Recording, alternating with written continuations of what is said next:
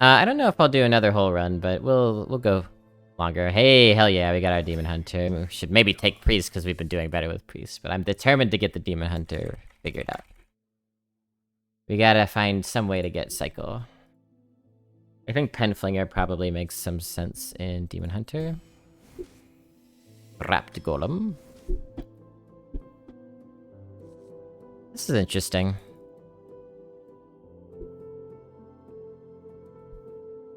They were making great artistic games in the era when all anyone was playing was first-person shooters. Yeah, that was like the Gears of War, God of War era.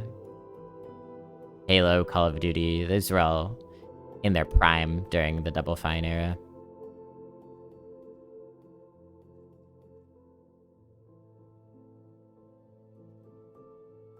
Who is that for, really? Well, why does it bother you that it's there? It doesn't detract from anyone's experience to put a warning in front of it. So I take issue. You know, you could ask who is it for, but I would counter, why not? Why not? You're not hurting anyone by putting it there.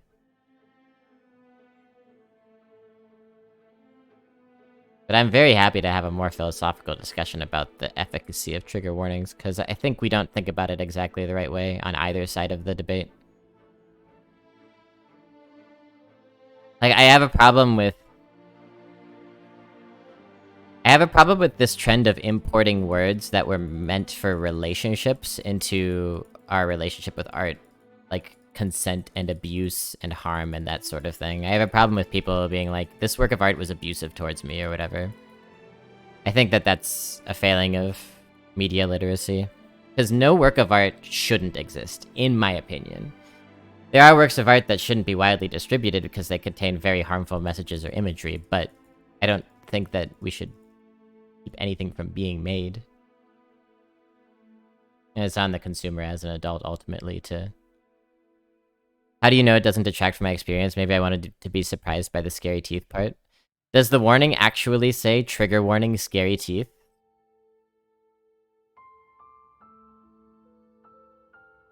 Because I find it impossible to believe that that made the game worse for you if something said, trigger warning, scary teeth before the game.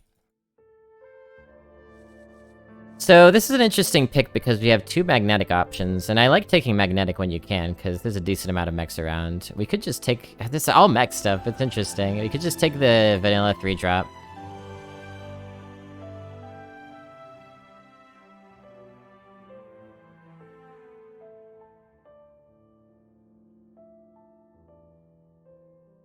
Yeah, so like, maybe you want to be surprised by the scary teeth part, but maybe somebody who would be really fucked up by that doesn't want to be surprised by scary teeth. Is your experience of wanting to be a little bit pleasantly surprised by some scary teeth more important than their experience of having their week fucked up by seeing scary teeth all of a sudden?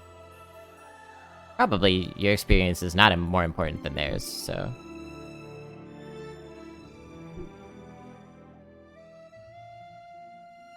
It's a bit of a silly example, of course. It'd be interesting to opt into content warnings. Like, if you want to see a list of content warnings, you can. Yeah, I'm not opposed to that. It's not a bad idea. Like a drop-down list or something. Yeah, I really don't know about this pick. Let's look up win rates for these cards.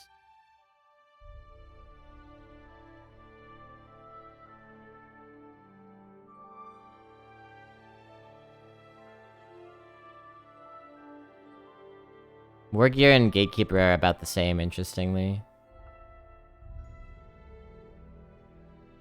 We could take this because it's got Taunt, and it's a 3-drop technically.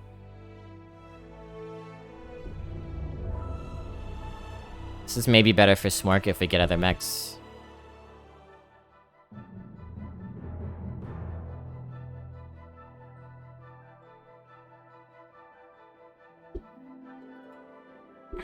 My more philosophical issue with content warnings is, like... Part of engaging with art is engaging with something that might make you uncomfortable, or that might hurt your feelings. And that's important, and it's okay.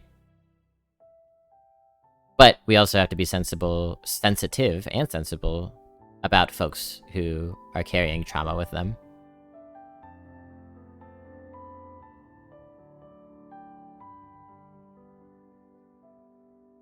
Yeah, this is such a tricky pick. Because War Gear is so vanilla if you don't get mechs. But if you do, it can really help you smork. Maybe we take Gatekeeper for the taunt. You'd pick tank.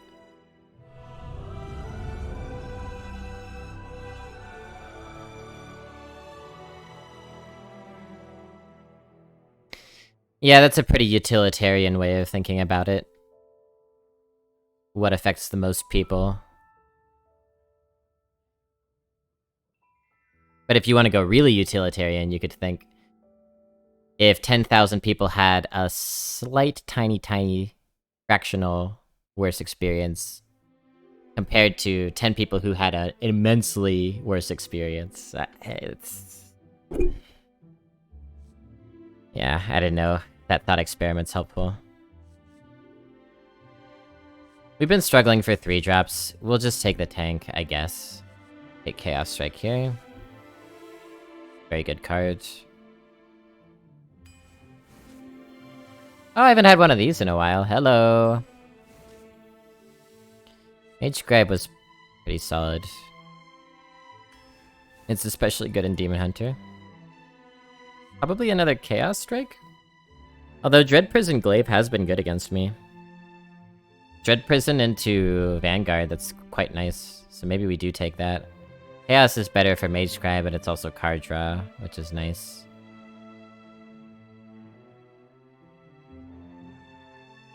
Hey, what do you think here, chat? This is a tough call too. Let me peek these win rates.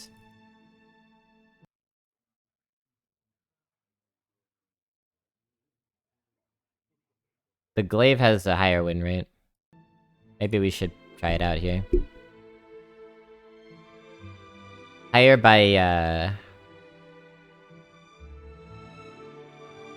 more than 3, actually. Holy cow.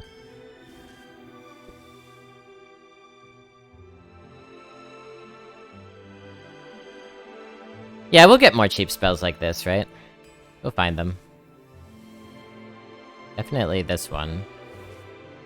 Ooh, Panthara and Demon Hunter. I love it. Mwah. I like this very much too. Bloodguard's great.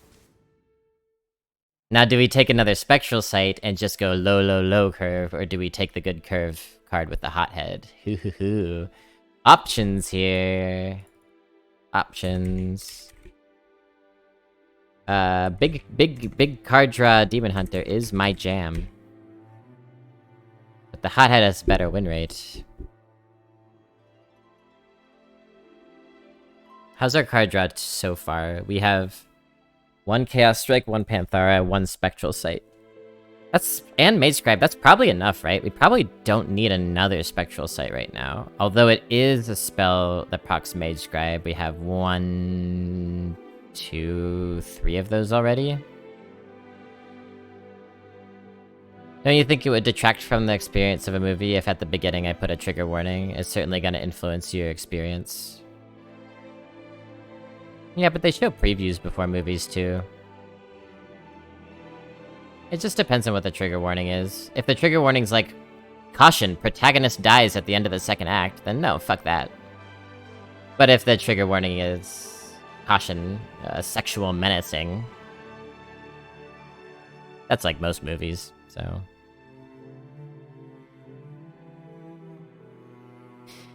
Now, and again, like, I am not the other pole of the debate from Sponge. I'm not the counter pole, because like I said, I'm ambivalent about trigger warnings, because I feel weird about stuff like people needing to know if the dog dies. I feel weird about that.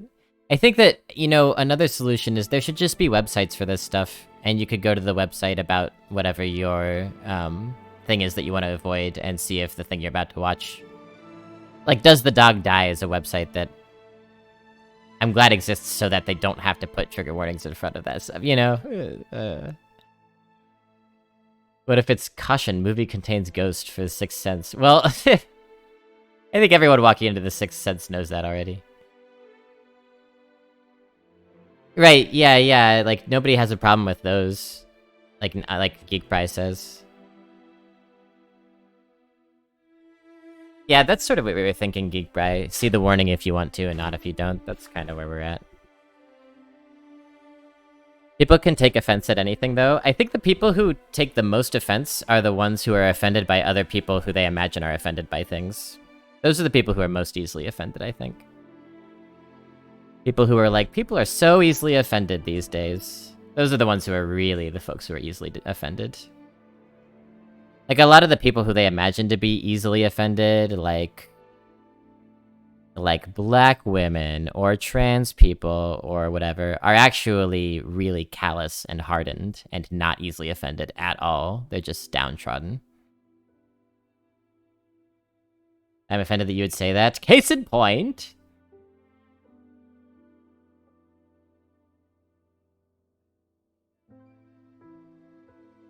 I think Hothead is right here. I like a Basilisk. I like a Ram Commander very much. I like none of this. See, this would be great if we took the magnetic.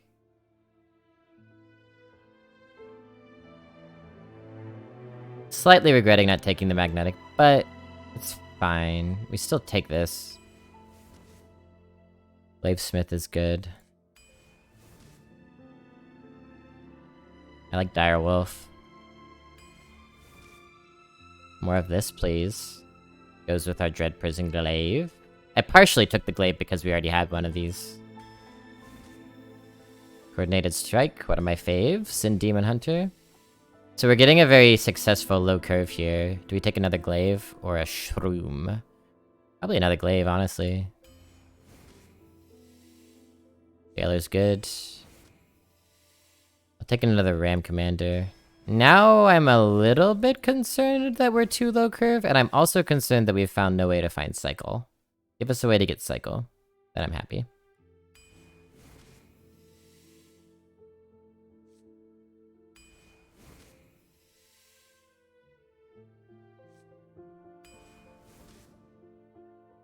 What is this? We need ways to get more materials. Tutor's good too, but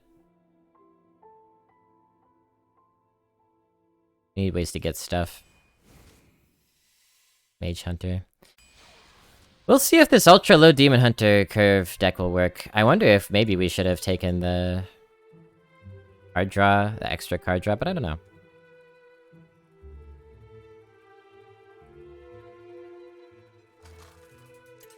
Had to watch some of those old Holocaust videos for history where they went over everything. After that, it'll be hard to trigger me with videos, I think. Yeah, but that's you personally, and it doesn't apply to anyone else in the world, necessarily. It's not, like, a valuable thing to be less... to have less trigger points than another person. It doesn't make you, like, harder or whatever.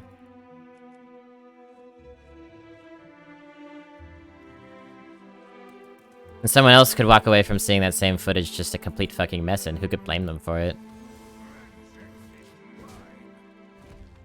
When is it our turn to get Cycle of Hatred? I know, right? I haven't found any Discover any of the 3 Demon Hunter decks I've had. I think, like, not a single thing that could find Cycle. Pretty bad luck. But it's okay.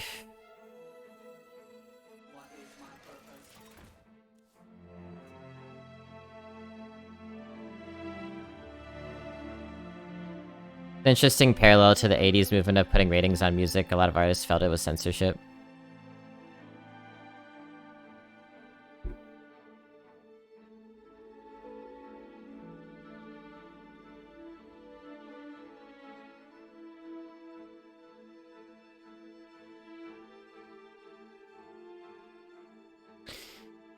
Yeah, I mean, I also have ambivalent feelings about movie ratings, for example. It's something that really does shape the industry, for better or for worse.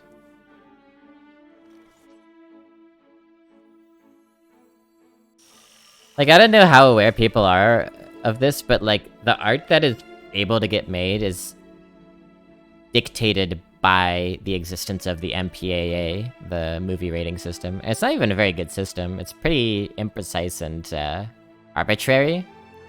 But you constantly hear about final cuts of movies getting held up because they're trying to get an approval for PG-13 so that they can actually market their movie widely. Or they're trying to get an approval for a rated R so that it's not X and theaters won't carry it, you know? Or NC-17, I guess, would be the next one up.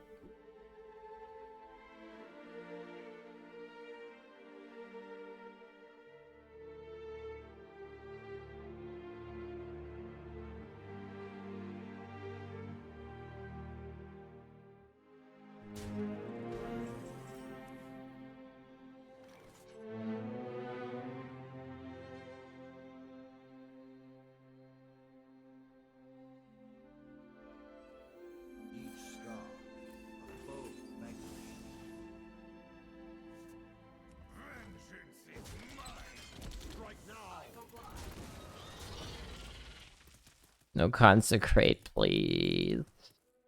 Please.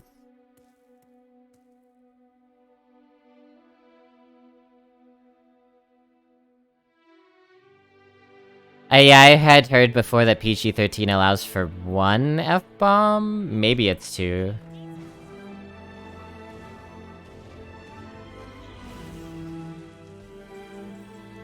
We left in both the fisting and the rim job references in the counselor's office scene. We did cut the word hole from asshole as per our conversation. Yeah, this is like, it's absurd. It's so absurd. We took out the entire God has fucked me in the ass so many times. It is gone. This is so absurd. We put a new storyboard in for clarification in the scene with Saddam Hussein's penis. The intent now is that you never see Saddam's real penis. He is, in fact, using dildos both times. God damn. Oh, Trey and Matt.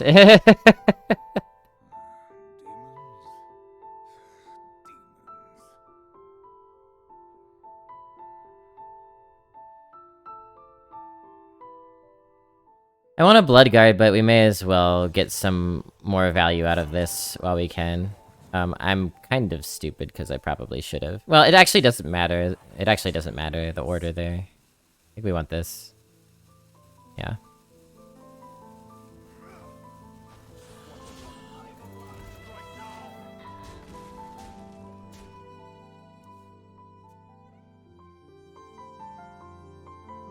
I mean, I just don't really read those warnings when they pop up. I just kind of ignore them. It's just one of the irrelevant things that happens before the movie to me. Like people don't gripe about, like, God damn, that Amazon commercial before the movie really made me want to buy Amazon. That affected my experience. People just ignore that shit. So here's what we do. Get this down. And we do one of these. Actually, we maybe do like this. Then we get a full board again. Don't take any unnecessary damage.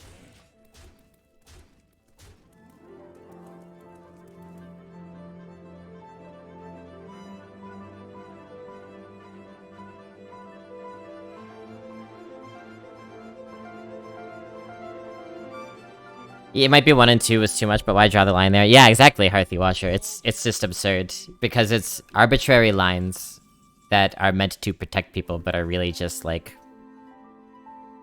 are really just there because they had to choose something, you know?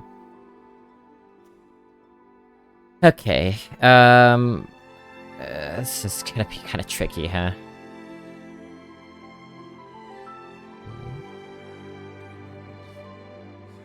4, 5, 6, 7. So let's do it this way.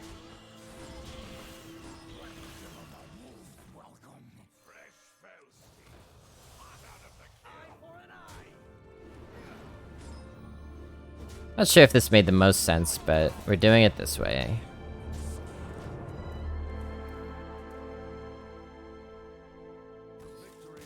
Yeah. Good start, y'all. Good start.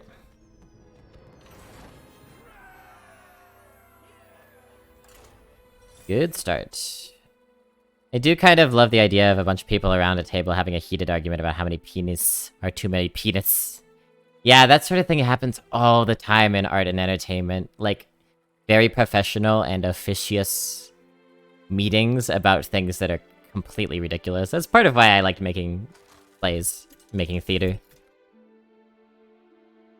Because you're having, like, very specific conversations with other professionals about, like, whether the penis on stage wants to be made of rubber or plastic, or, you know, like, it's very silly. Hey buddy, how you doing? Yeah, it seems like you're doing pretty good.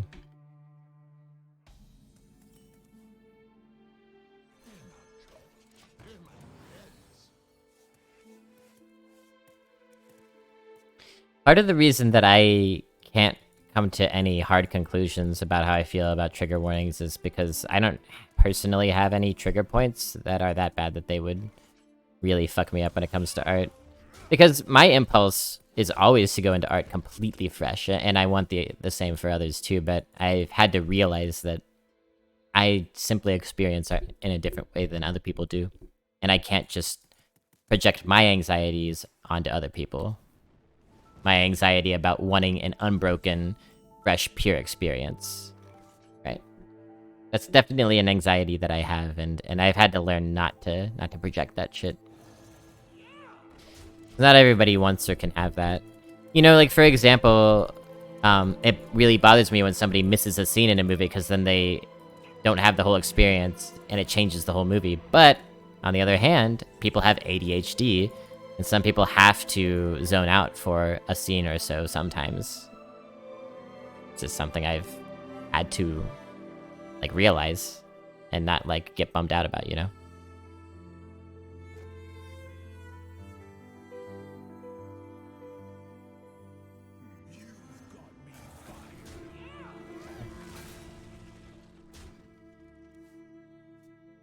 Lobby's chosen profession is completely penis-centric. I wouldn't have it any other way. I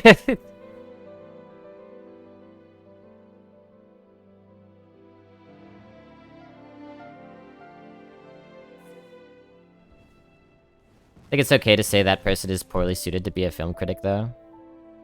A person who can't watch certain things? I don't think so. They're poorly suited to be a film critic of a specific movie that they want to avoid. That's true. A person who cannot maintain attention. I don't know, maybe. But I don't think that's a less valid way to watch art, though, just because... I don't know. See, I'm so torn on that. I don't know. I don't think that... They would have to maybe be a different kind of a film critic than other people, but I don't think they should be barred from that industry. Just, like, I think they could still have amazing insights about what they watch. They might just be different than the insights that I could have. You must enjoy things how I enjoy things. Yeah, that doesn't track for me. I used to feel that way, but I don't anymore. Doesn't invalidate their experience, but it makes it kind of a poor as a voice for the masses. Yeah, but not all film criticism is trying to be a voice for the masses. The most important thing with film criticism is that you have a distinct voice yourself. Not that you represent the most people. As long as you're writing interesting shit, then that makes you a good film critic, I think. Because, like, what is film criticism for? By your argument, film criticism is expressly to help people decide whether they want to watch a movie or not. But that's not what I think film criticism is for.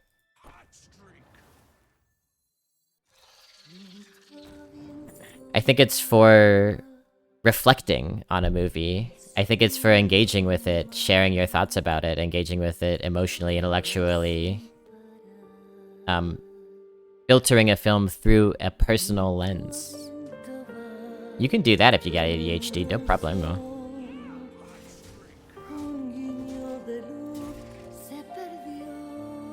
You know, that would be like saying that I shouldn't write a review of... I'm gonna abandon that example, it's not helpful. You're literally not watching the art? No, you are watching the art! You're watching it differently. There's no perfect way to watch art, y'all. No perfect way to watch art. Even if your eyes are glued to the screen the whole time, You're gonna have moments as a non-ADHD person where your mind wanders, and maybe you won't hear a line of dialogue. What if you're hard of hearing? Could you not be a film critic if you're hard of hearing? Nah, I don't like this gatekeeping. I don't like it. Not one bit. Not one bit. 6, 9, 10, 11, 12. Probably we go with this.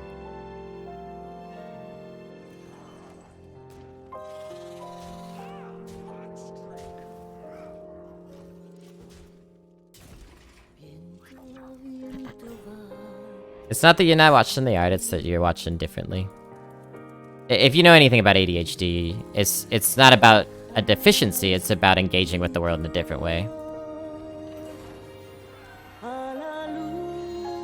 Don't most film critics not really reflect the voice of the masses? I think most film critics are terrible. And most film critics probably are people who don't have ADHD, and yet they're awful. So let's give someone with ADHD a shot.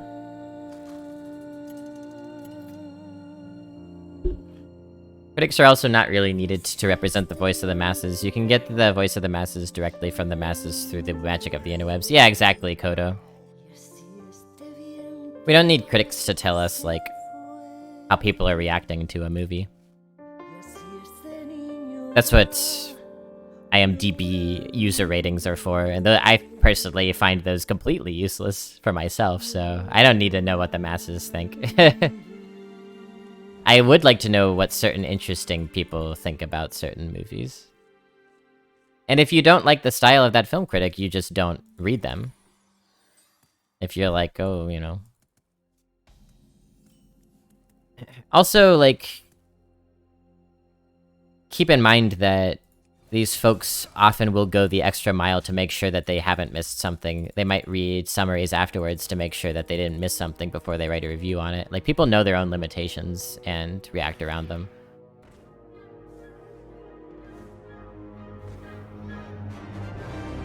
I don't want to hear the opinion of someone who isn't appreciating the pacing of a film. That's ableist! It's ableist! It is!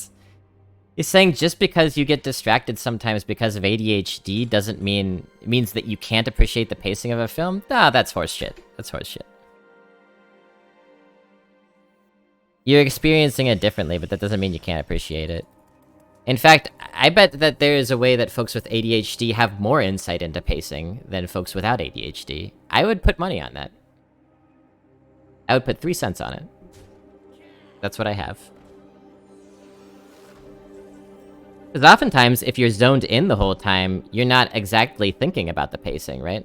So maybe somebody who's a little bit more in and out over the course of a scene, maybe they notice things that you wouldn't.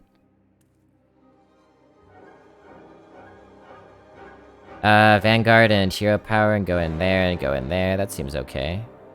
Could also do one of these. We could also do this and this. Pop, pop. Interesting. I wonder if we play these on turn 5 and just get a bunch of 1/1s. I don't know.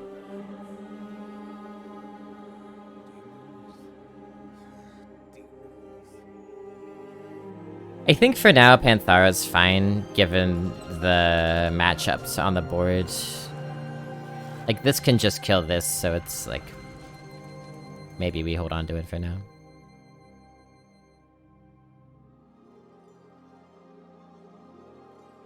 I want to report on your visit to a local gallery while blindfolded. Y'all are acting like ADHD. People with ADHD are fucking... vegetables. Jesus Christ. And honestly, I would love to hear a report from an art gallery. From somebody who doesn't see as well as me. I don't know. I don't like the gatekeeping. Some of the most interesting stuff comes from the most unintuitive places. This is fine.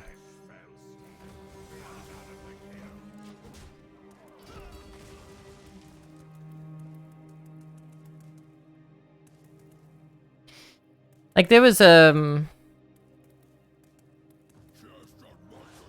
know, I've had somebody in this stream talked to me about their experience being deaf and watching this stream. Is my response to that, oh, like, you're not actually watching the stream if you're deaf. No, fuck no. I'm so curious about how they experience it, and I have a lot to learn from how they experience it.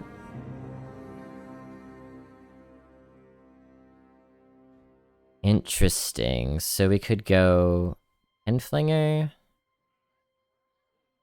Demon Companion, Vanguard, Hero Power.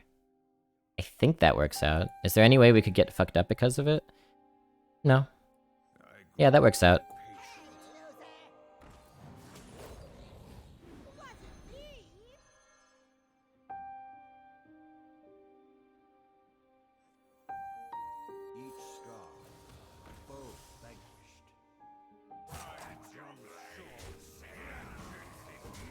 Good enough.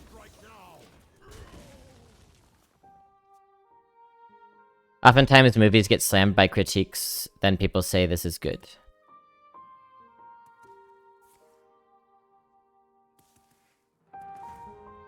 Honestly, I probably should have subtitles if I was being diligent. Whoa, mama! Dragon's Fury? Damn.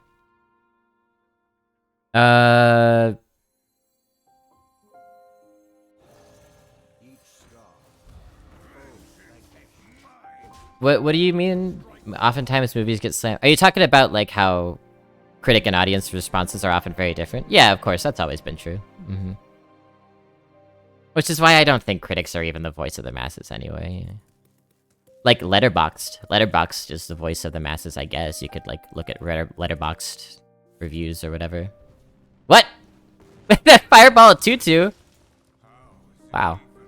Desperate.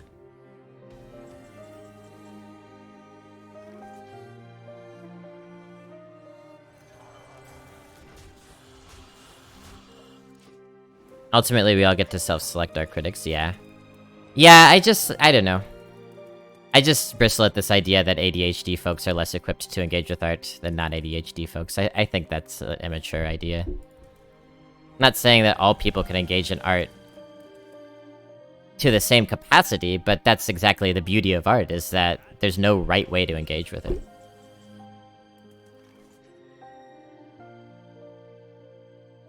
One...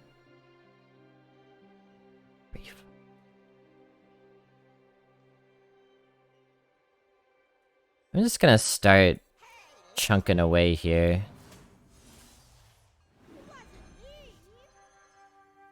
1, 2, 5.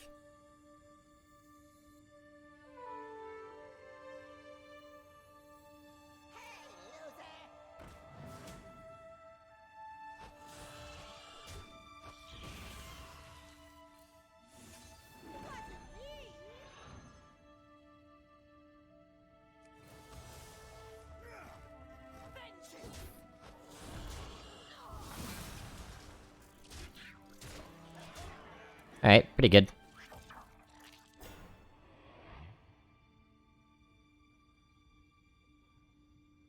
I thought we were talking about people that just didn't watch the movies at first because of a trigger warning. No, well, yeah, I mean, we transitioned into a parallel discussion.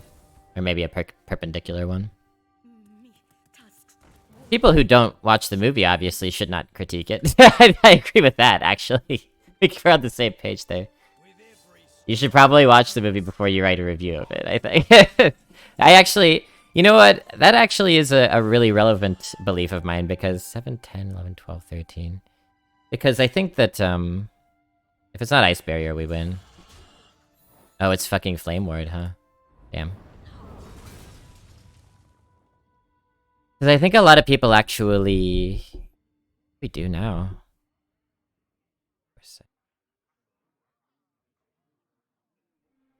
I think we still go phase. Okay, let's do this. Owl. And we do this. And we go in here so that fewer things get boofed. Let me do that. Because I think a lot of people are very eager to come to conclusions about art, or a movie, let's say, before it gets released, based on the trailer, based on what they hear about it, etc. But I'm firmly of the belief that you shouldn't criticize something until you've watched it. Not everyone shares that belief, though.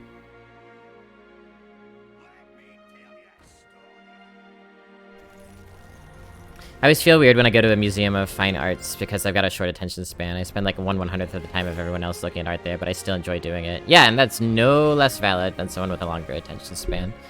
And for like able-bodied, able-minded people, whatever that means, it could be hard to see difference as anything but deficiency, but yeah. You missed out on some damage with the glaive honorable kill. That's probably true.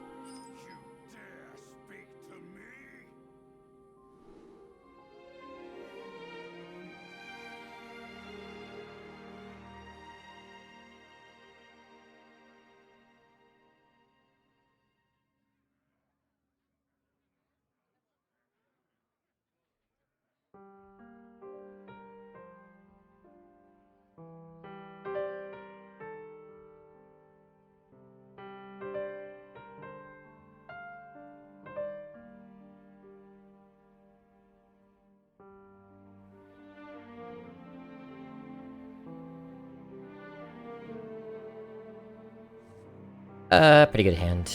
I like it. Good times, good times.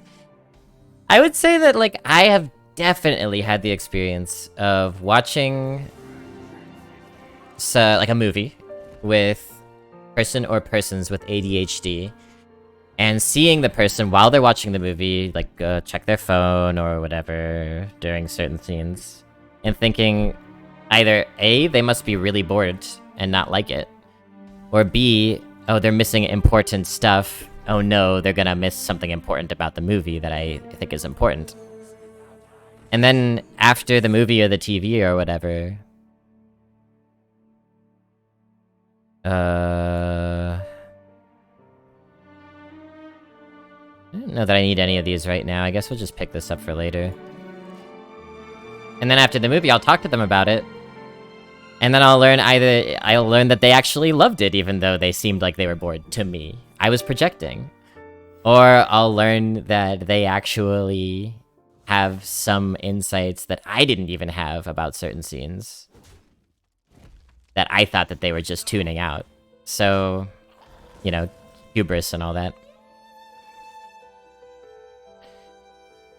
This is troublesome. This is troublesome.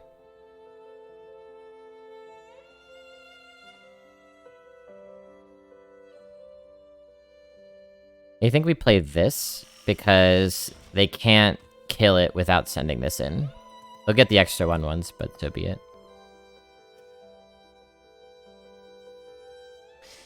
Interesting as video game criticism recently went through this argument where critics were saying they did not have to complete the campaign / story of a game. That's actually an interesting discussion. I don't know how I would feel about that. Because some games are so long, and you have deadlines as a critic. It's different than, like, not finishing a movie or not finishing a book, because what does it mean to finish a video game? This is actually pretty ambiguous territory. Does it mean 100%ing it, so that you've seen every single thing it has to offer? Does it mean finishing the story? What about games where the story is 2% of the experience? I don't think we can blanket say that the campaign is the only good way to experience a game, right? So that's actually a really interesting discussion. I'd be interested to hear more about that. Bop. Bop diddy bop. Bop bop.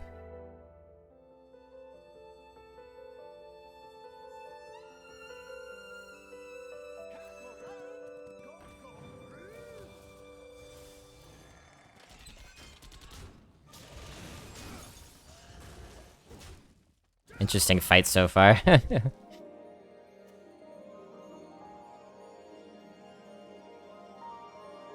Different people's opinions are more insightful in certain situations. I agree. I just disagree with the parameters that are being laid down about which situations people with ADHD's opinions are useful in.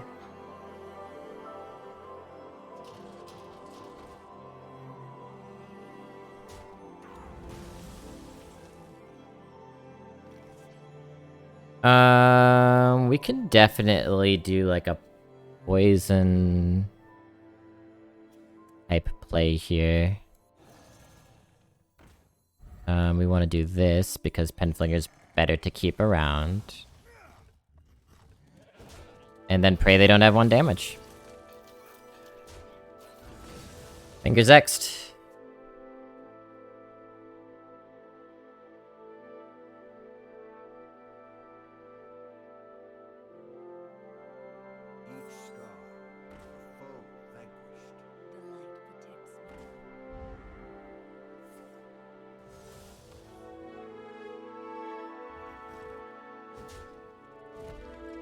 Yeah, I'm a pretty similar way for myself, Hearthy Watcher, yeah.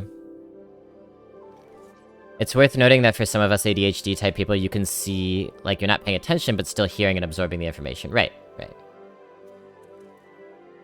It's like, it would be like saying visual learners are worse than audio learners or something like that. Could do this for sure.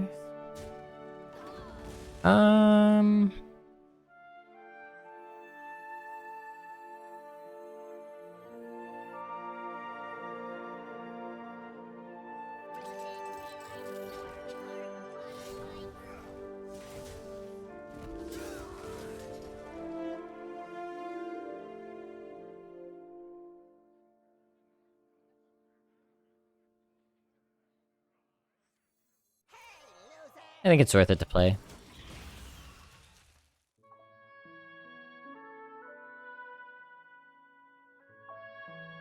Like, when you're on a date, people talk about how the date's the important part, but I can't. Gotta be focused on this movie. Can't do both. Yeah. For sure. And that problem is frustrating to have sometimes. Just as the inverse problem is frustrating. But both problems are also what give you additional insight. I've had many times in my life had people think I'm not paying attention and been called out, only to recite back to them everything they said. Yeah, and I'm guilty of that. I'm guilty of putting that on people for sure, and I don't want to do that anymore. I don't want to assume. 3, 4, 5.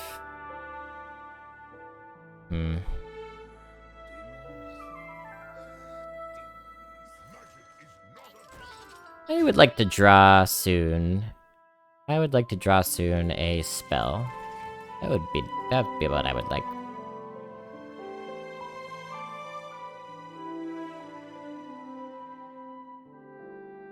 Early on dates to movies kind of suck.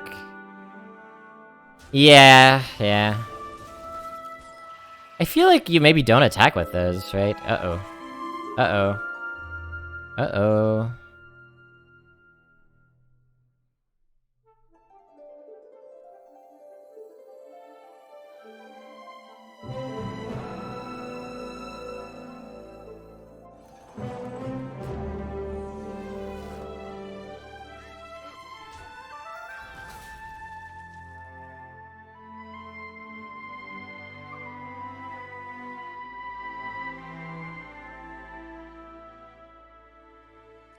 I think this hit actually makes sense for a few reasons.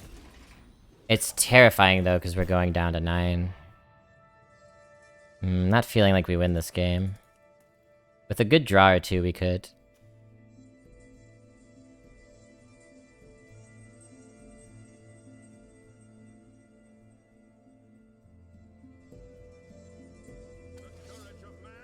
It's a perspective thing, like if I sat you down and put on 7 Samurai, you would look at your phone eventually. It's like 6 hours long. Yeah, right, exactly. And some movies are specifically playing with that perspective thing, right? So... Another reason that why, like, movies as a whole are not made only for one type of kind of person.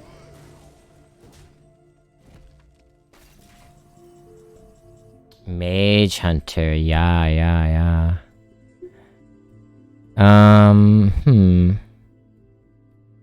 This goes into here. We just have to survive, right? 1, 2, 1. Go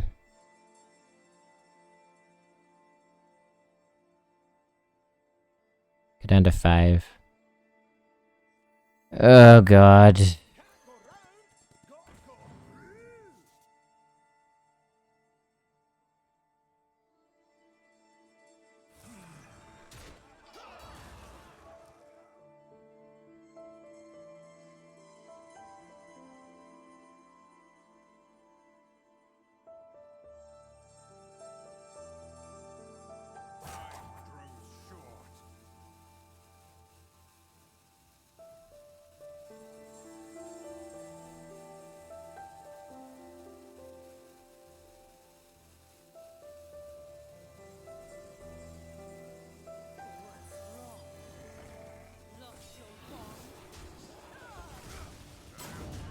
That's fine. We did everything we needed to. I wasn't sure whether to play the extra 1/1 anyway. That's close though.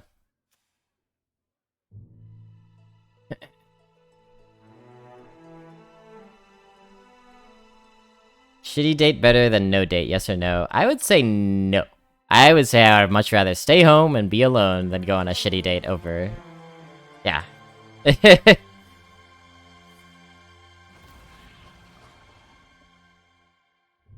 But, yeah. I don't know. I've only gone on one date from a dating app once, ever. It was with somebody who was from Alaska. We went to see a concert. It was fine.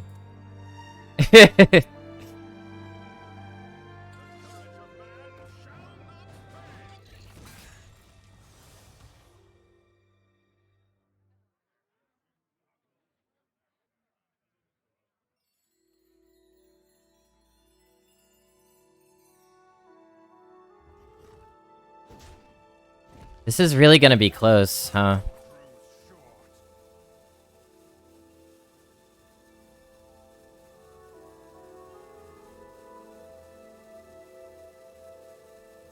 I need a good draw here. What's a good draw? Shroom Brewer might be okay. Just get some healing. Basilisk?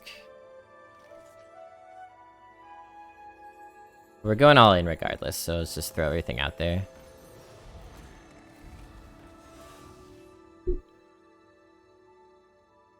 So I'm thinking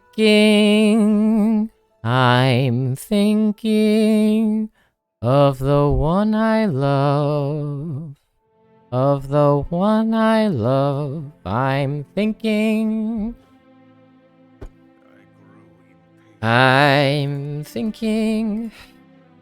Don't know what to do.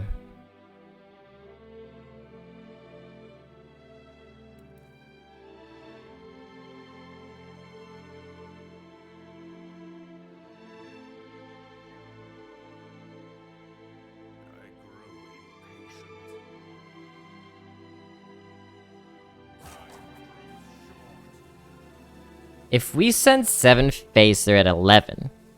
That's 7, that's 12. We have lethal set up. Which means they can do... Ah, god damn it. They can do... 4... They could do 4 damage to us. I think we do it this way. They can't kill us unless they draw something that kills us. See, it's 4 damage, and we set up lethal, so they have to trade, or they have to have lethal right now. No, no, no! Don't do it! Don't do it! Oh?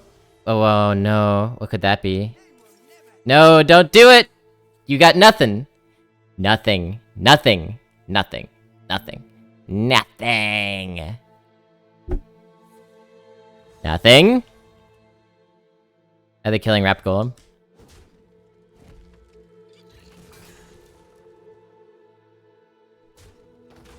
Bunker boy? Yeah, they are. So they don't have lethal. Sludge. Not impressive. Not impressed. Not impressed with our top deck either, but... 5, 6, 7, we're 2 off. So again, I think... This goes here, right? I'm dreaming. 2, 3, 4. And again, they're one off. God, this is stressful. This goes face. And then we go here? But the thing about going there is... No, I think we go face. Because they can do... God, either way it's bad. Wait, we could figure this out. Bump, bump.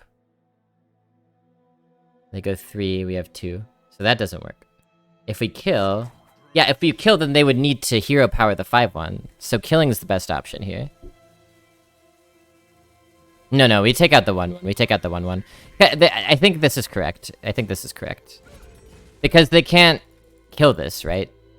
Without these two on board, and this is the important part. Whiff, whiff, nothing. No, no.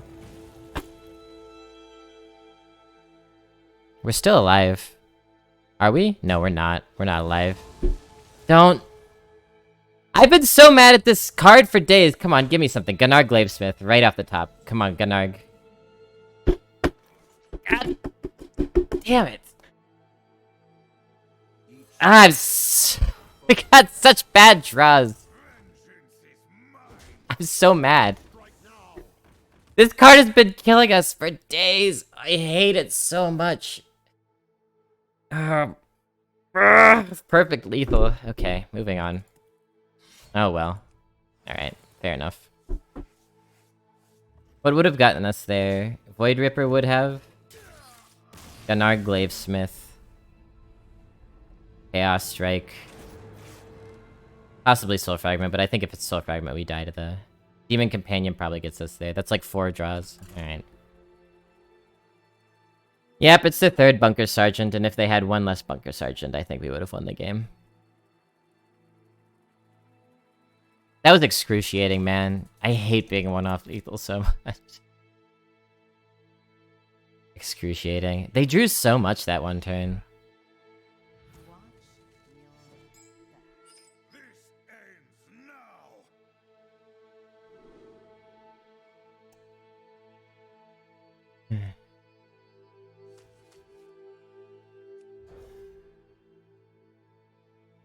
Anyway. Congrats on your 4 years, -1. Yeah, it's gotten destigmatized over time, I think. Yeah, where were you when we were top decking 1-mana 1/3s?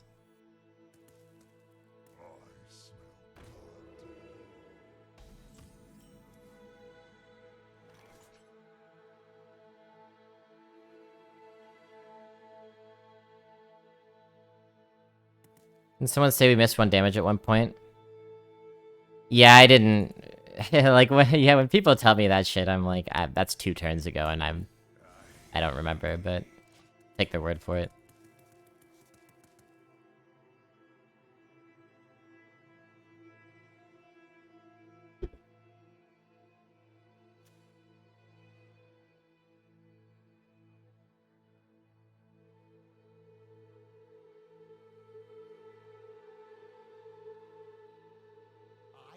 You and you and you.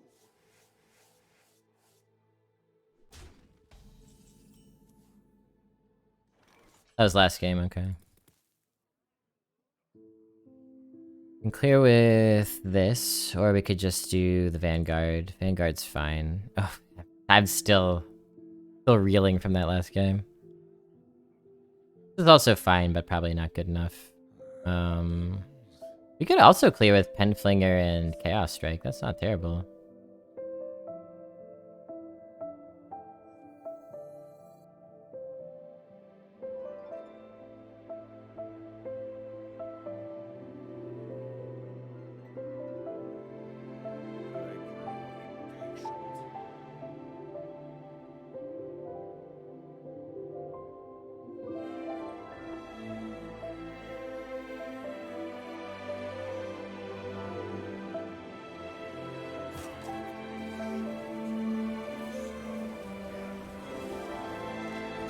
Very flexible hand.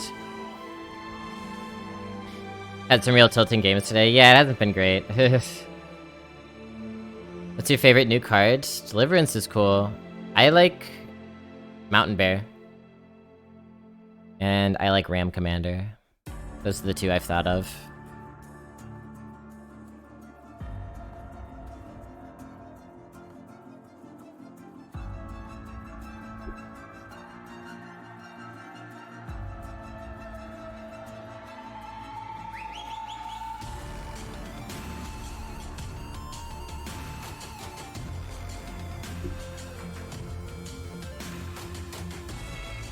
Hey, big guy. Health total on Mountain Bear is kind of ridiculous for Hunter. That's like a druid card. Yeah, it's kind of normie, but I like it.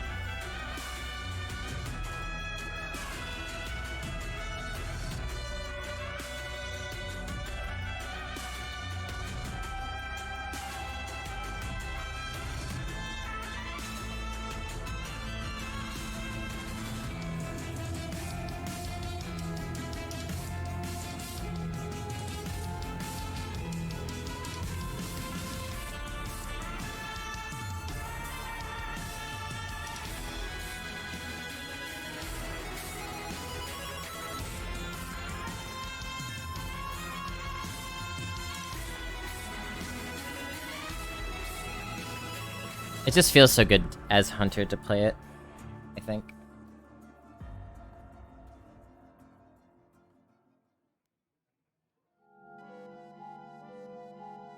Got something to say, Mr. Bishop?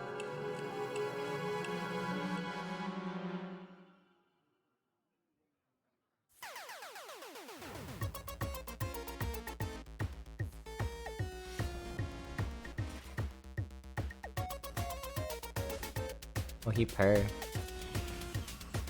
Yeah.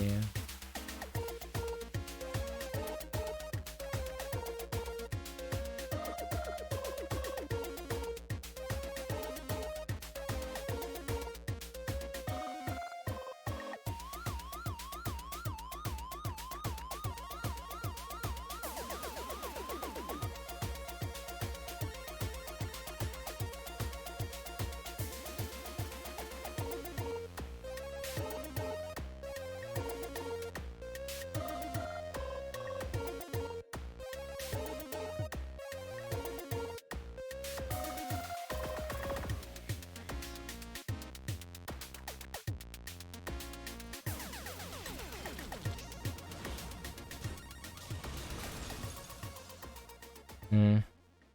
You shouldn't go up there, Bishop. Okay. Alright. Silly cat. Bye. Bye, buddy.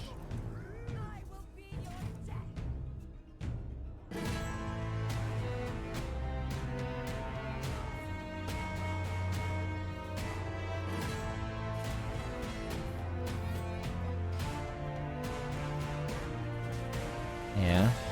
Okay.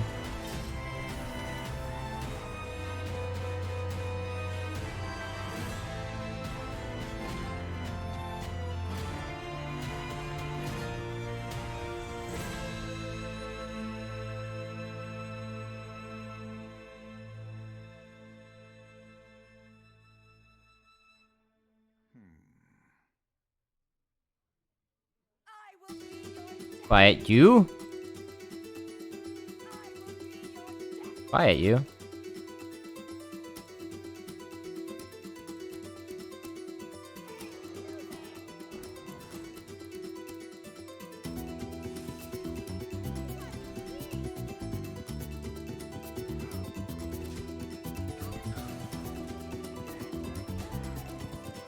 So we're getting this closer to outcast position also with this, play.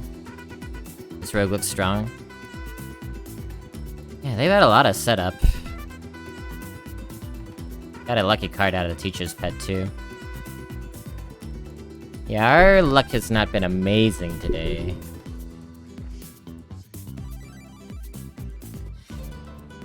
That's fine.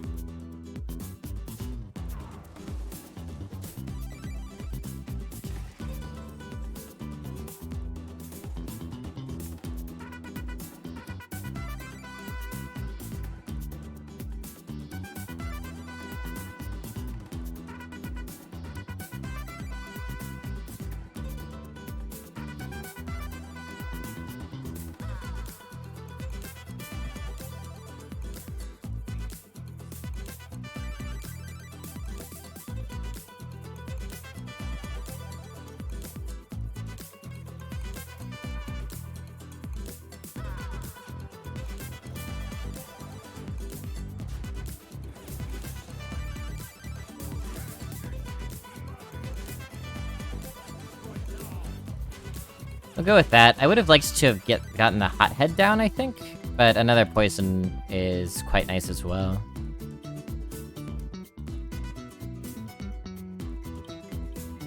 I definitely wanted the full clear. Our health's getting a bit low, but we have the board. We have some good reactive stuff in hand, so I'm not feeling terrible. Penflinger is continuing to be quite nice for us.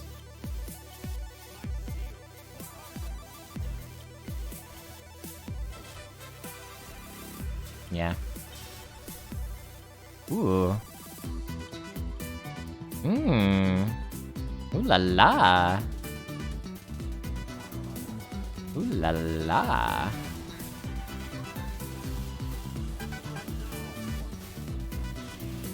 Our health drops, but our board state improves.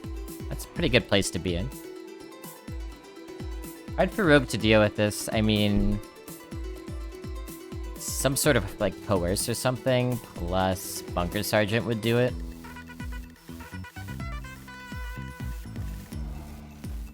That won't do it.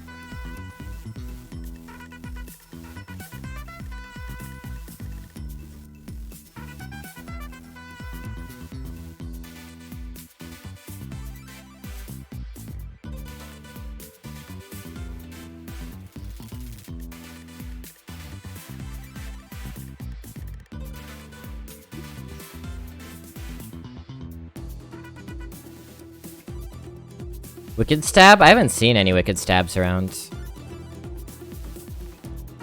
I wonder why they played this. I want to Spell Burst this, but the only way to do that would be Strike. And that's not great. I know.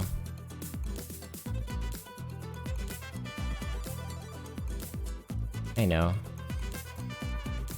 We could have had lethal if Penflinger went face, I think.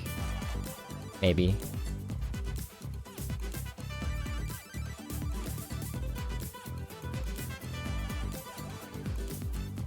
I'm gonna do it. I'm gonna do it just to get the... just to get the extra taunt. Because I feel like they're plotting something. I don't wanna... I don't wanna mess around like when I didn't Nightmare my Ysera that one game. I wanna mess around. All business.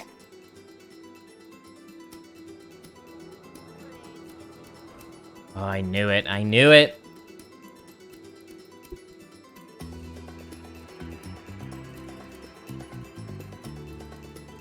And if they have, like, Cold Blood, that would have been lethal. Cold Blood would have been lethal. Oh, I bet they have Cold Blood.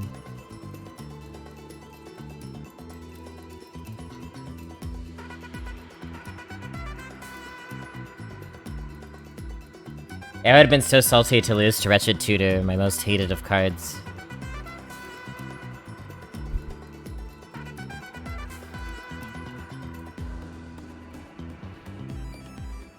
Okay, cool.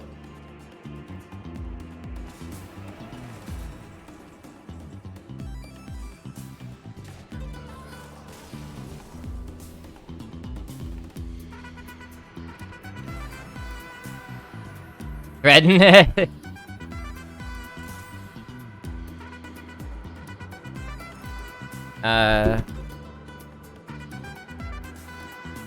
Be right back, I need more water.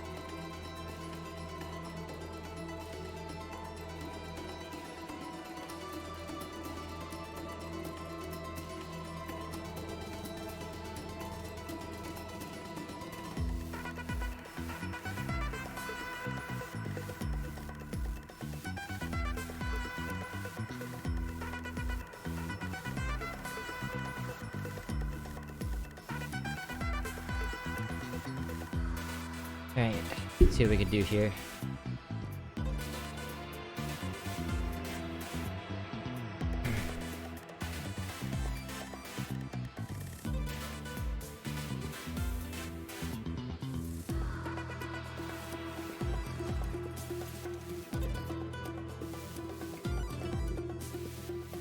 Beaten by Bunker. Bunker Sergeant in that game again. Alright, moving on. Put on forward. So we have 1-2. I wonder if we keep this. Just to have it in the outcast position. Seems good to me. 1-2 and then whatever. Alright, plenty of card draw this game. Won't run into the same problem.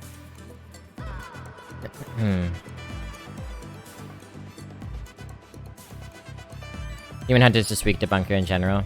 Yeah, but I've been getting boned by it in every class. Hey. Ooh. Good opportunities here.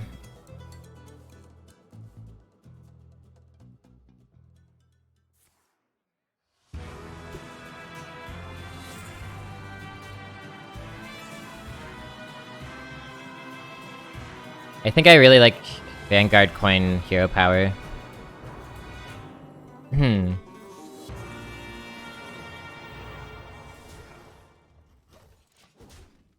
Great tempo, especially after they tapped.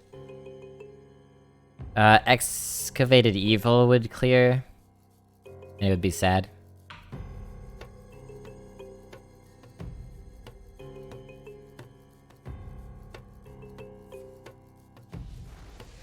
Okay.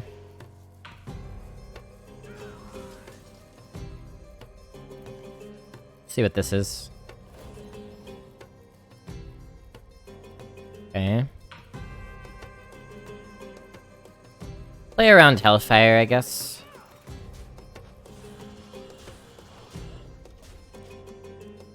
Gotta be the worst one, right?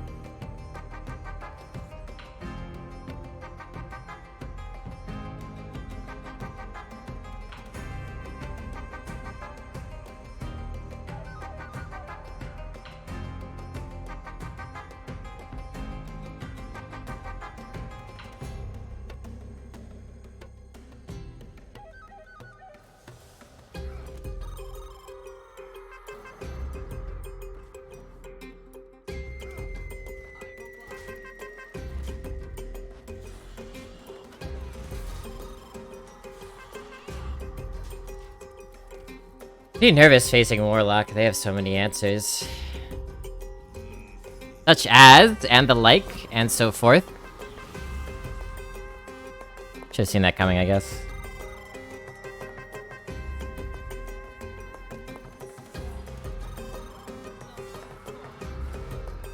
Silence that.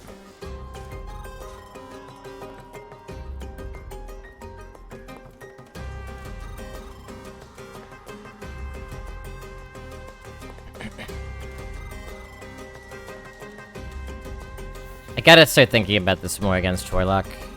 I thought about Excavated Evil, but gotta think about this. Very common.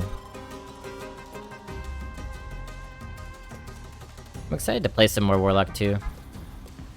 Damn. Damn, saved by that AoE. That'd be a longer game than I would like, I guess.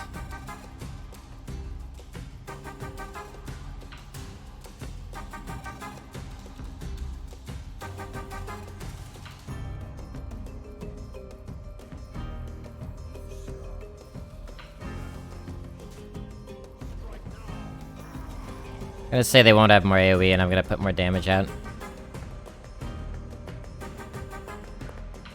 What card are we talking about? The 3-mana repeatable. Something evil. Evil something. Something evil about it. Mage Hunter is such a good card. I'm surprised it never saw more play. I'm a big Mage Hunter stan. It's one of my favorite cards, actually. Full-blown evil? It's just called full-blown evil? Okay.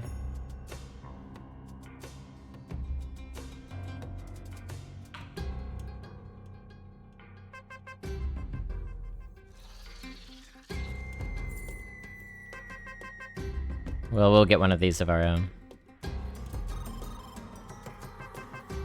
We do this, we'll do this. This goes in here, we get the Honorable Keel, we get full board, and we continue to go face. And we ignore this 5 mana 2/8. That's the plan. Don't worry it out.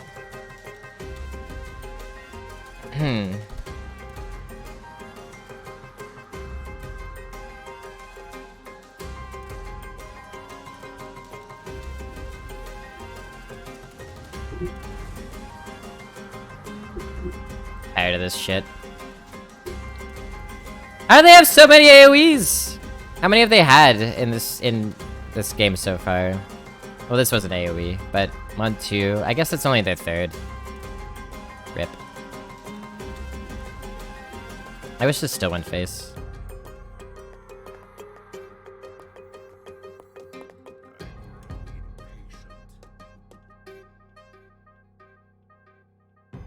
Two, 3, 3, 6, 8.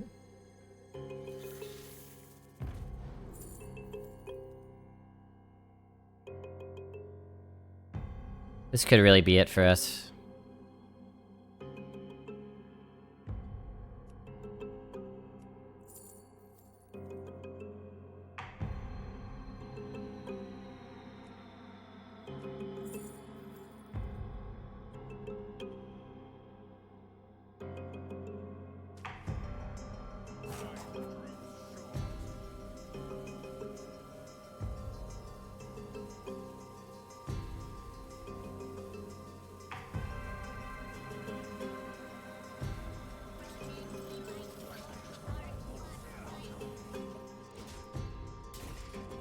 Riding high on 7, shot down on 8. It just sends the damage face that you use to kill the minion. I haven't been excited about a card since they printed Crab Rider. Oh, really? That's sad. And they made Crab Rider less fun, too. A Demon Hunter with Reach versus a Demon Hunter without Reach makes a big difference this meta, I think.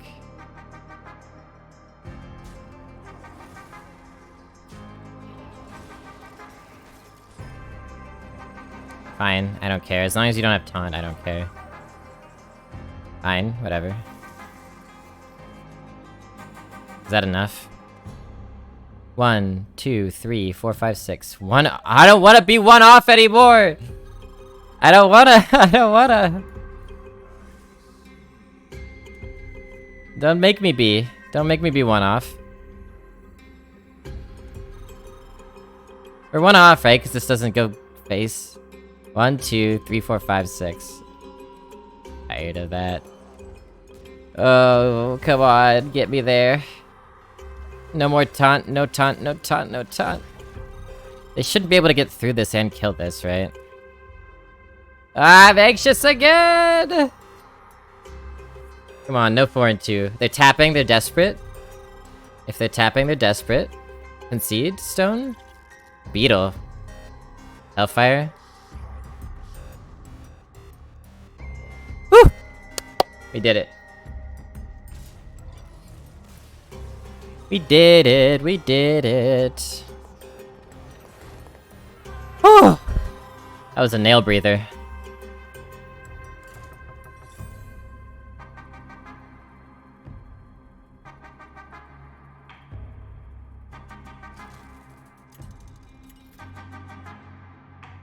You know.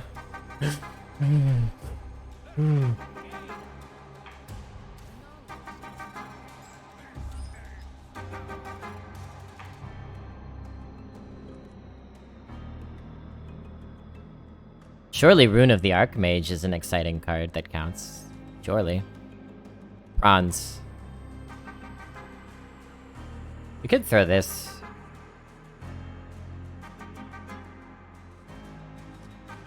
I don't think these two go together. They're both 3-drops.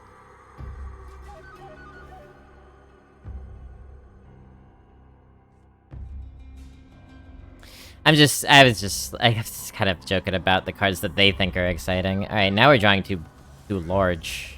The opposite problem. Drawing too large here. Need a 2-drop down the pipeline. That's acceptable. Just not the 1 health one. Good. Very good.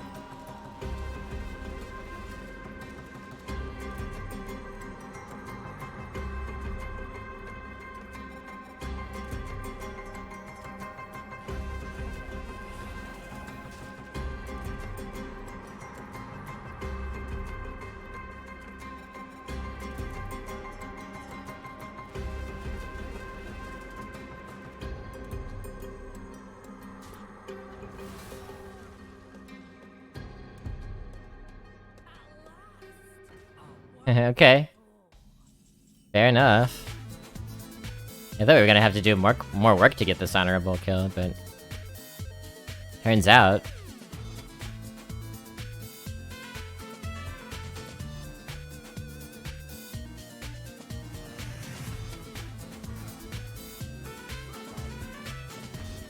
They're gonna wish they had that for this.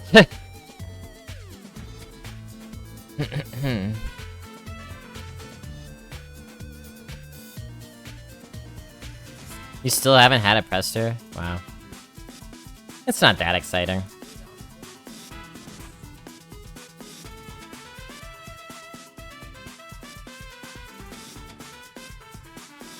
Five and then trade.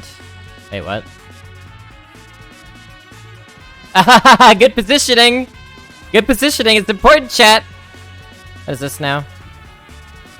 Oh man, I was hoping- ooh. Ooh.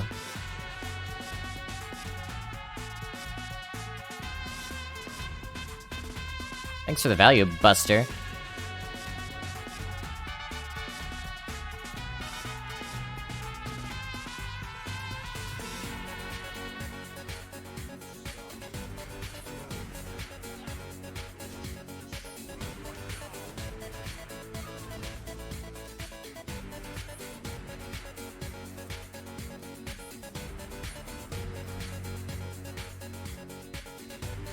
I always turn my deck into Sleepy Dragons. They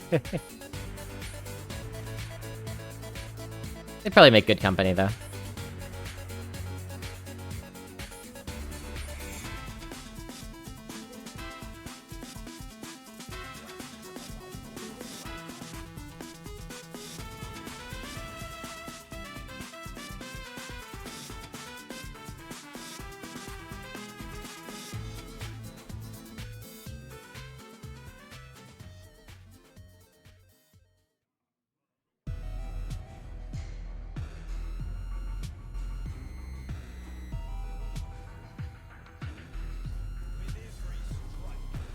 I think we don't care about the honorable kill if we go wide enough.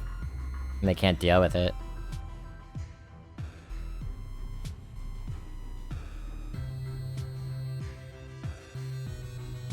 Alternately, we sacrifice these two, which would be fine, I think.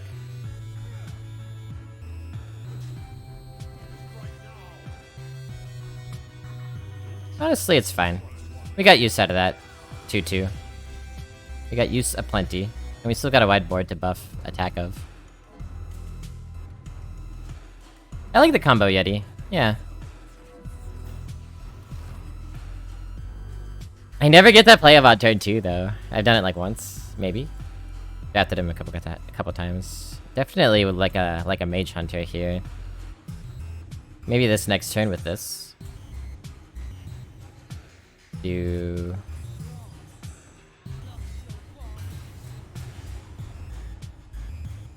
We could do this and this, and then... Or just the bigger health thing, I think is good. Fewer buffs, but more stickiness. And hand flexibility.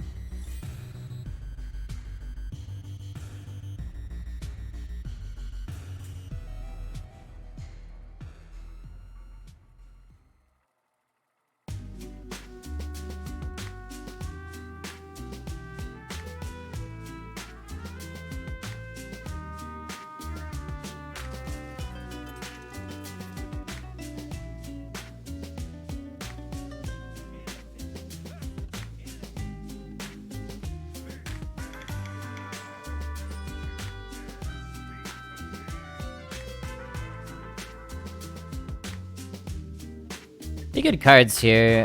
We could throw Mage Hunter. That, then that, then that. Yeah, this is fine.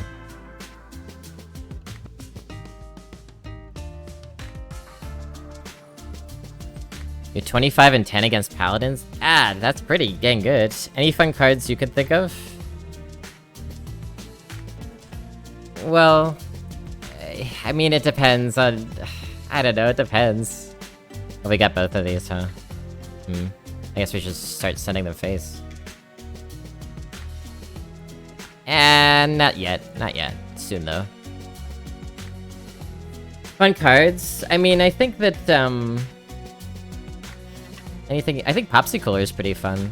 Let's see what we have in here. Like, new cards? I think Direwolf is decently fun. I think Ram Command is fun. I think this card is okay. I think the Demon Hunter's spell, the 4-2 that summons another 4-2, that's pretty fun. But I think I'm talking about fun in maybe a different way than Sponge means.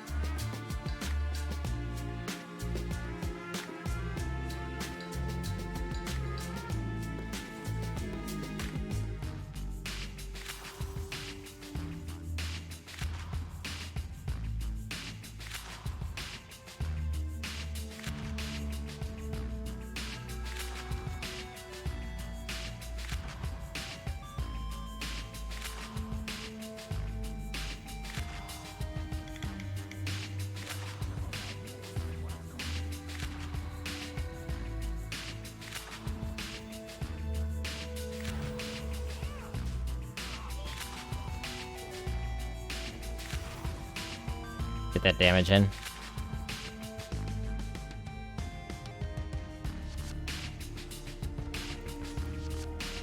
So you're asking if I think that there's any fun cards that specifically generate other cards? Because that's a more narrow question.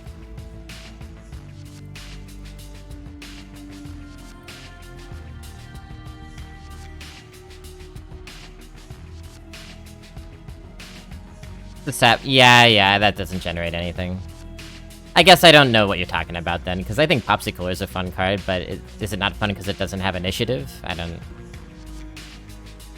Not sure what the parameters are. Probably Coordinated Strike is very good here, right?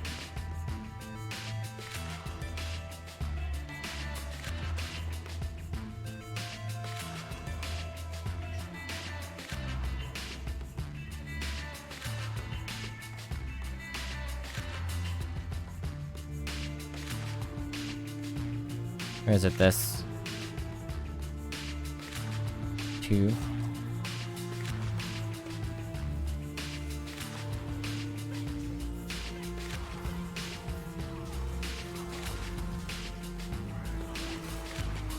We do that, and we do this. Yeah, that's right, I got another one. Oh yeah, snowball fight. I think snowball fight sounds fun. I've never played with it though.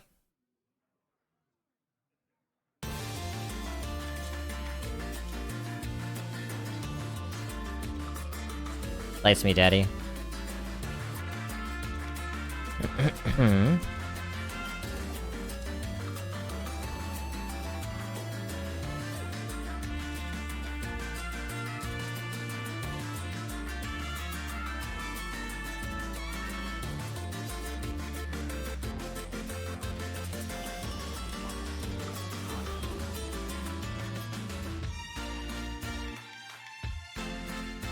Hand's not looking amazing, it's looking okay.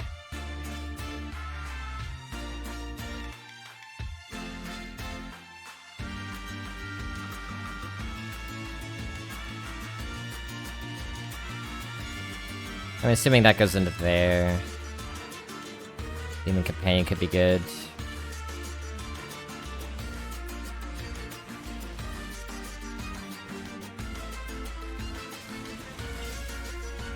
Yeah.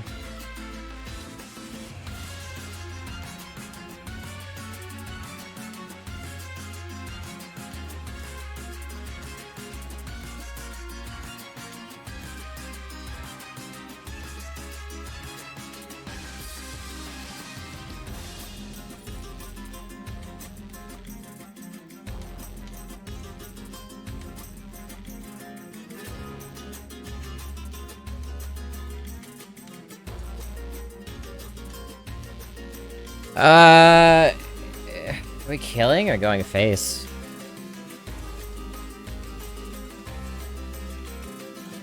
It's 5 damage face. Only 1 damage face if we kill. Hey, Kamilu. Doing alright, how you doing? We've been helping people with matters of the spirit today, so that's been good. Here we go, face. I think we smorkin. Get them down to 10. They're in trouble. Obviously, Cycle sucks, but Cycle always sucks.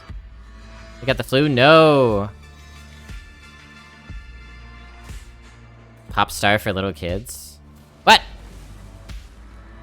Fine. So not, you know, going face there was the right call for sure. Because they just killed their own minion. See if we get a 4-cost card we want to play. Interesting. Battlelord works. A little extra health to work with isn't a bad thing.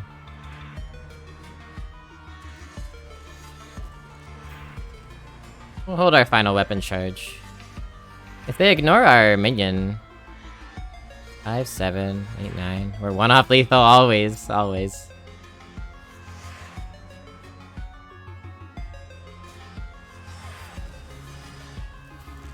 Another one. Okay.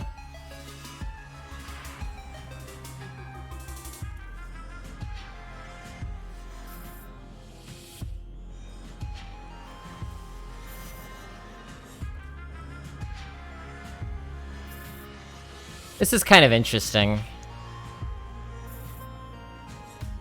We do this. The reason we do this is because if they ignore this fella, it means that we've got lethal set up. I don't think there's any reason to... use the charge. In fact, it's kind of better not to, because we might use it to go into a taunt and deal damage phase, right? On the off chance that that happens. Yeah, I'm looking at the frame bot business. I've been trying to set that up for a while now. Okay, good start. Oh no. Okay, do you have a spell? 1-cost spell? Seems like no. Do we win? Do we win? Do we win? 5, 6, 7, 8. Don't tell me.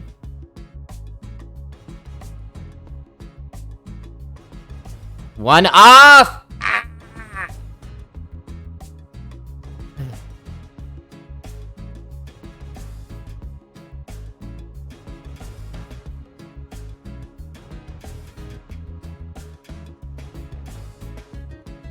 Well, we put them to 1, right?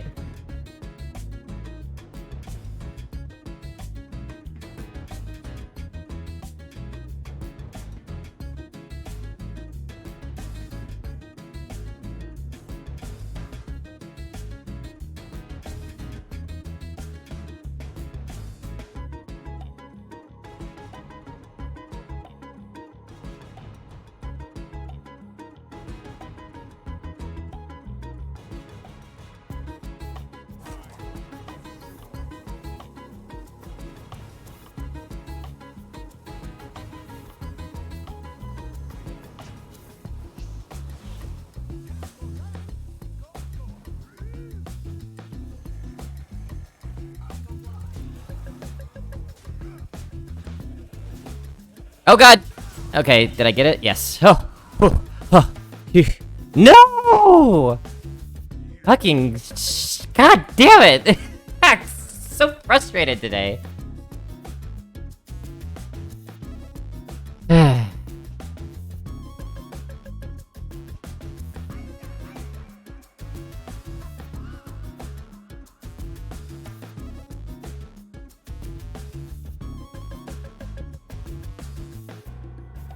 We need a good draw. I've been drawing very late. Worm does not have taunt, so that's encouraging. As long as it does, whatever they do doesn't have taunt. Can they clear? 1, 2, 1. Yeah, they could full clear. But they have to, yeah, they have to take 1, so that means we have lethal set up for next turn no matter what happens. And this can go wide.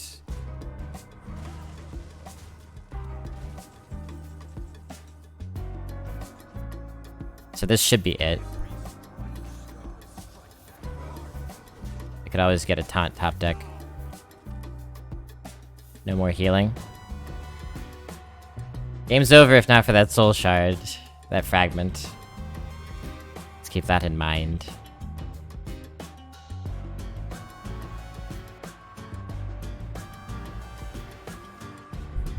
Don't you dare. Don't you dare. I think we still... Do we... I think we win? Right? Yeah, it's over, right? Yes. Yes, yes, yes, yes, yes, yes.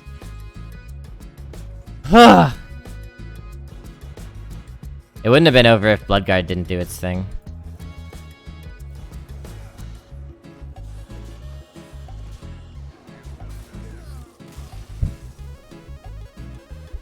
Another nail breather. Hmm.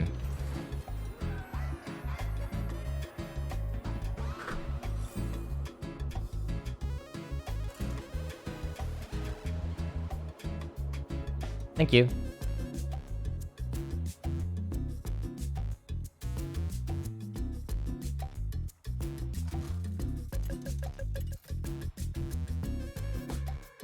You top decked a card that wasn't Bloodguard, yeah, it'd be a bit, rough.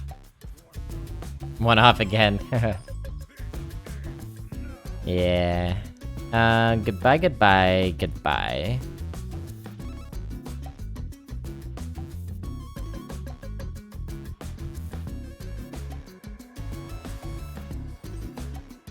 Haven't seen Shroom Brewer yet. Another Warlock.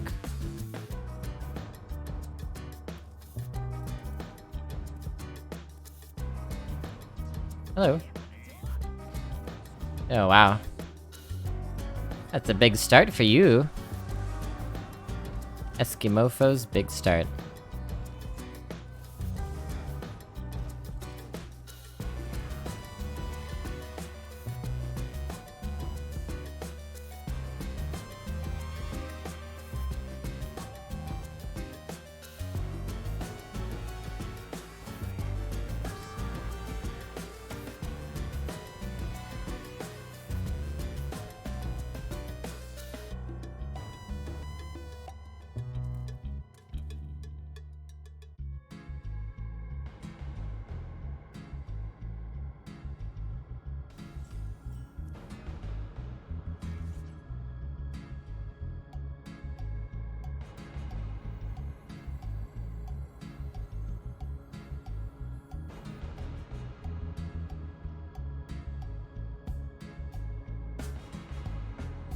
We'll just throw this out, I think.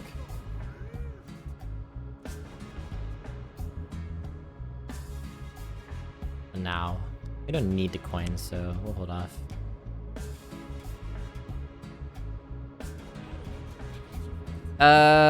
Sure. That's kind of rough.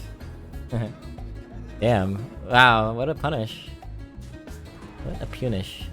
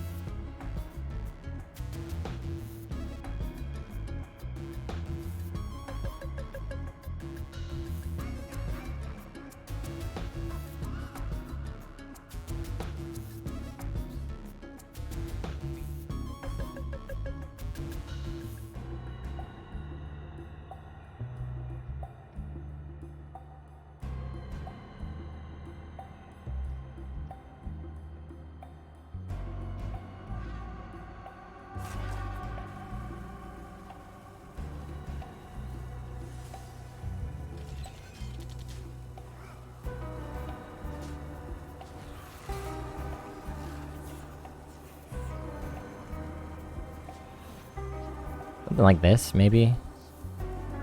I think it's fine.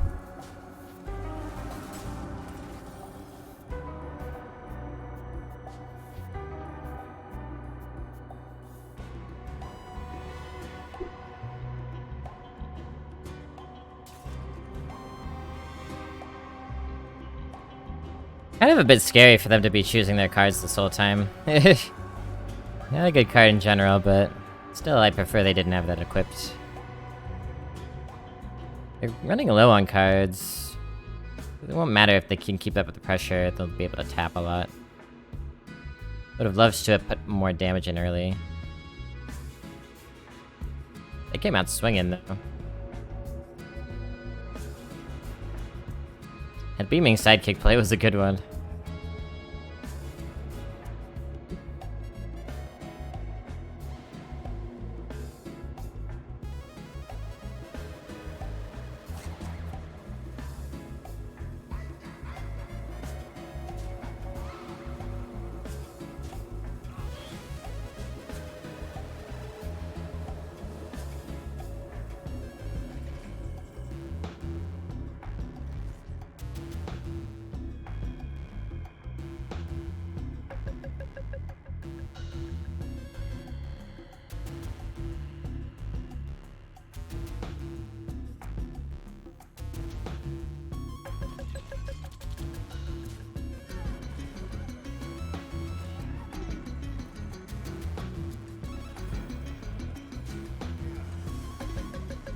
I like that heal value there.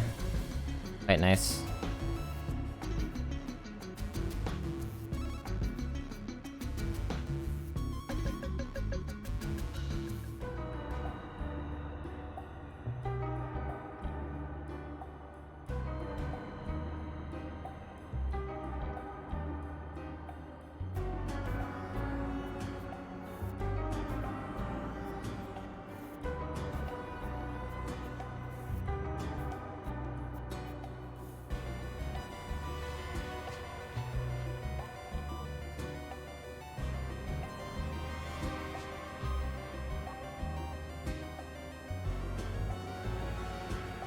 Like, okay, I was like, what is he?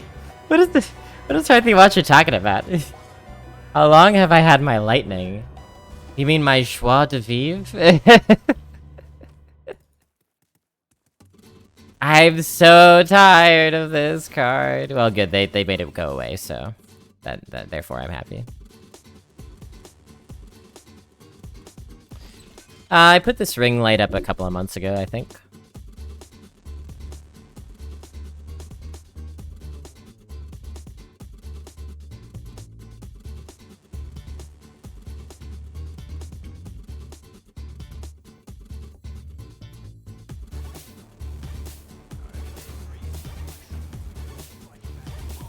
Could have maybe put a hit in here.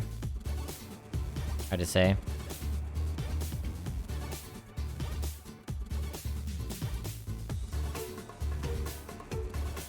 Yeah, the light on my face is quite variable depending on the time of day it is while I stream.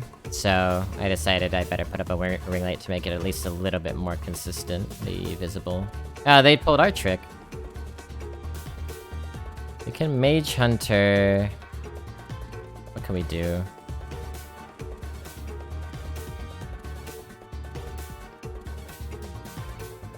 Put this 2 1/1s down. That's 4, 5, 6, and 7. Pretty dang good.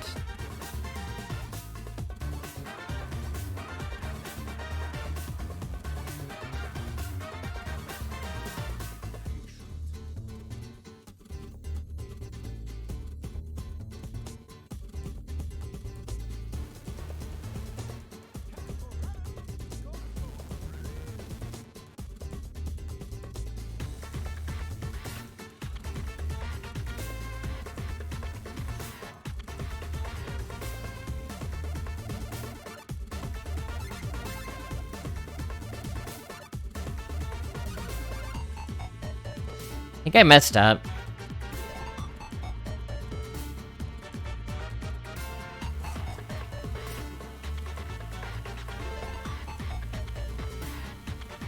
I thought this would go a little bit differently. It's fine though. It's fine.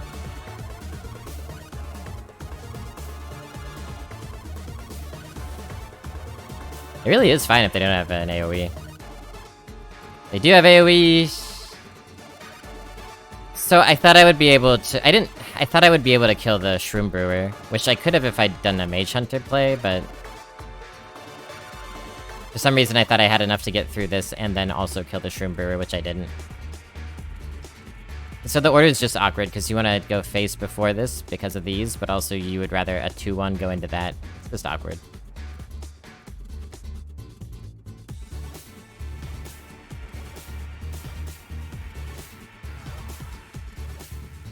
But still very, very effective attack. They don't seem to have AoE, so... I think so too. I just didn't realize how awkward it would be until I was in it. Thank you. More attack. Thank you, please. And thank you.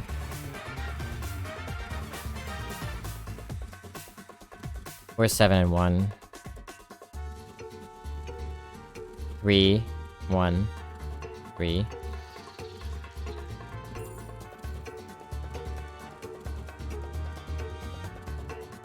What's all this then? I've never even seen this card.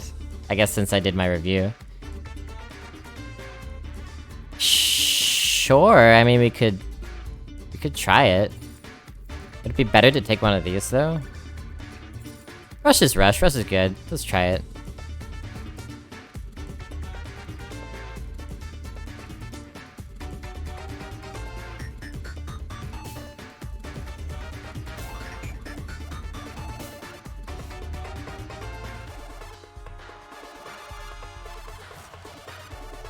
So, we're doing one of these. If we do the 1-1, then the 3-1 has to go in. I'd rather send that off face. Let's take the damage. And do the value trades. Health is a resource. Monka F. It's bad for the abominables, man. Whatever his name is. Maybe we shouldn't have done it for that reason. Hopefully they don't have it.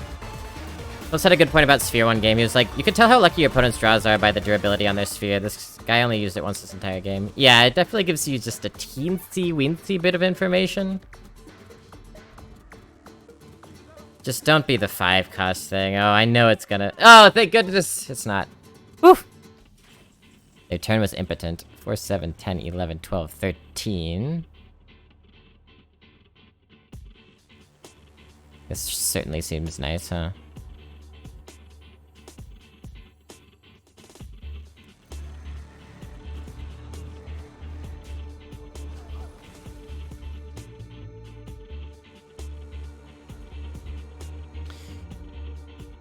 We save Mage Hunter.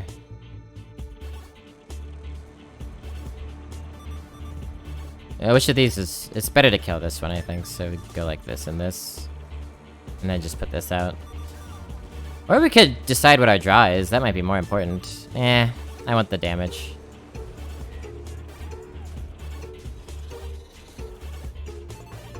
Yeah, I want the damage. What could kill us from here? I don't think anything in Warlock can. Famous last words.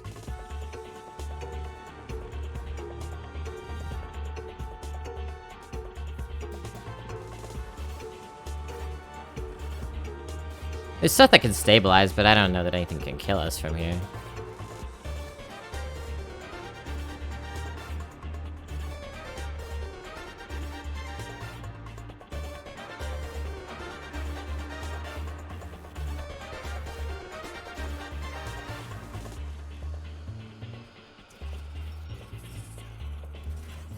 Five, 8, 11. Yep. What am I counting for? They had 4 health. Make sure, just gotta make sure.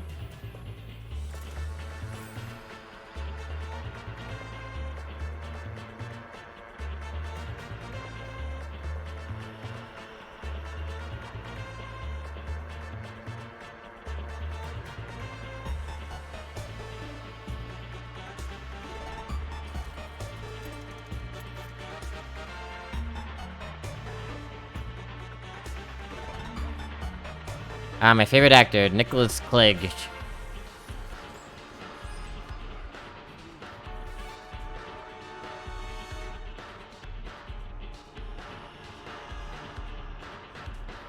Opsy can come later.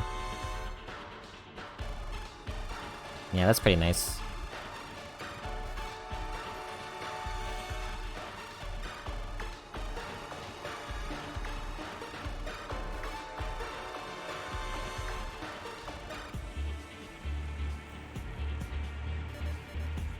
Not the 2-1.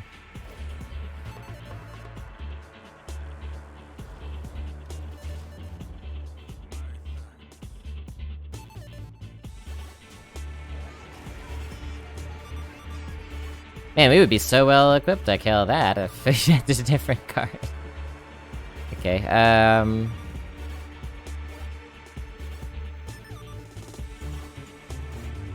yeah. That will do nicely.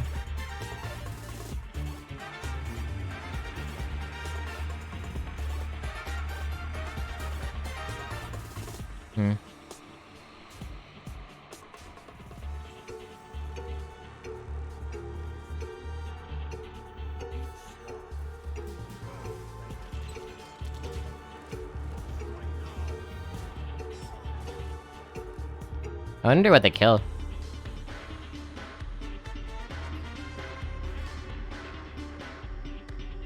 Doom Spider's been okay. It's been adequate when we need just a little bit more value. Mostly it's been a bit awkward in our hand, but...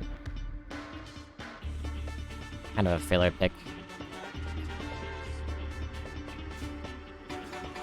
Yeah, they got the Geodude.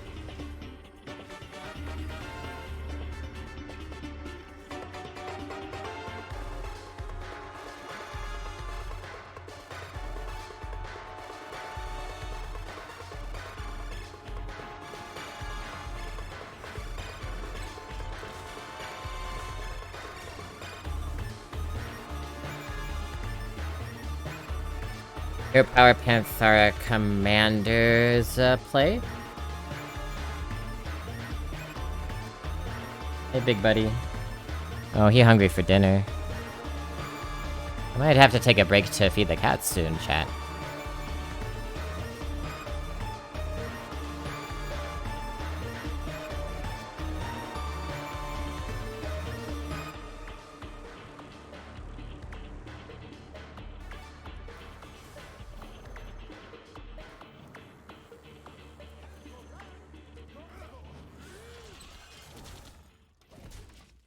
Another game where they just let us get the board.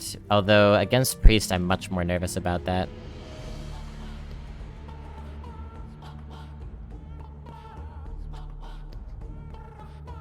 Lobby has the Wind Fury Beast one. Oh, can that not be drafted? I don't know anything about this. I didn't draft it. I found it in a Discover or something. We ever play nothing to play around Scream? Well, it depends on what this turn is. What? It's gotta be Scream if they're gonna do that shit, right? I think we would play Tomb Spider to get the value. Since it's slow anyway, right? Oh, okay, okay, alright. Still might be Tomb Spider.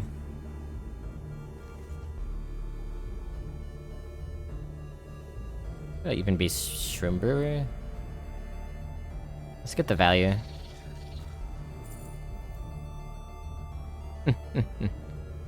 Okay. Panther might even be more advisable, but we're gonna go with that. Because it's a priest after all, right? Like, this might be a really long match.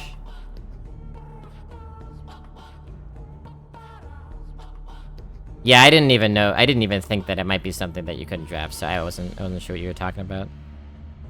There are cards that are missing from the draft pool. Oh, why did that always happen? It always happens.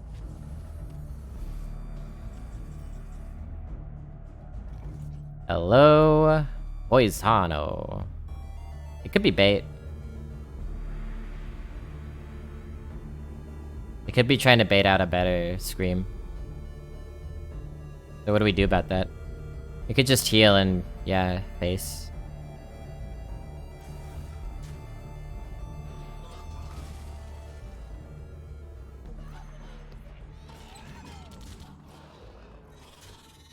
Played a little safe. What about this fella? I mean, what use do we have for him? Maybe we don't want to draw him. That would be maybe the reason to not play him. I just feel like if it's not Scream, then it'll be... It could be Plague of Death. That could have been what they were delaying for. 4, 7, 8, 9, 10, 11, 12, 13. In which case we probably should have set up lethal.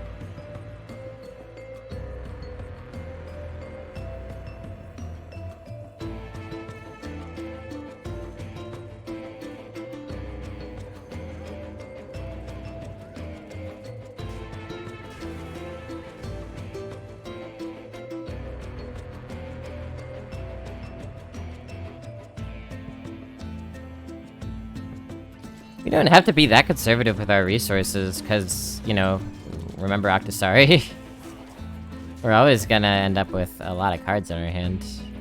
Even in a worst case scenario here.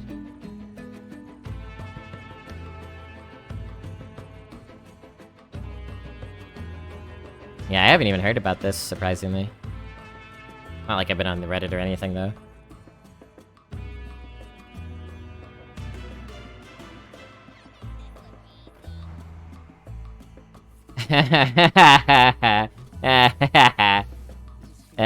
Yeah. Is this what you meant by... This is a 5-drop, by the way. Is this what you meant by AoE 6-drop?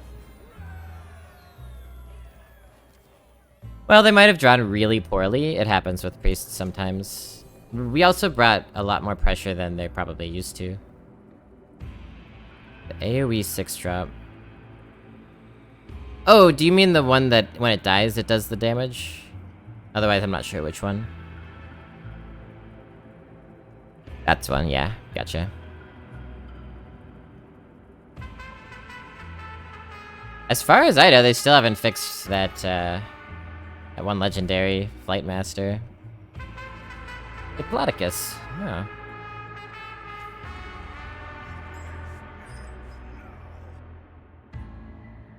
These are both good cards, but not ones that we'll probably need in the early game. This takes up turn 3, so it's like we have a 3-drop here. We could play down 2 in a pinch, rather not. Rather play that. Not that it's amazing or anything. But it always sets up a Void Ripper. We now have this for turn 2, which is probably better, depending on what they do here.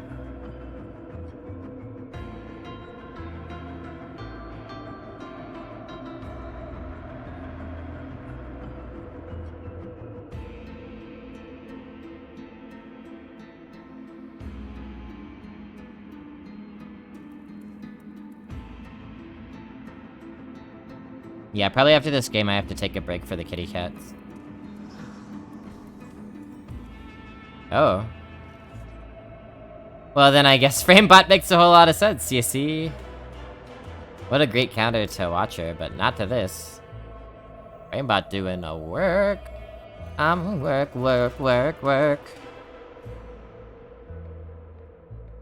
It's already been a pretty long stream. Yeah, I mean, but I would end, but I don't want to end at a 9-1 run. That would be very sad for you all. Could definitely do this. Yeah.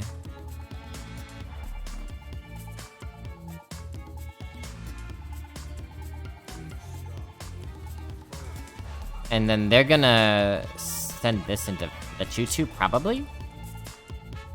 We might get cheeky 5-face with this, it's possible.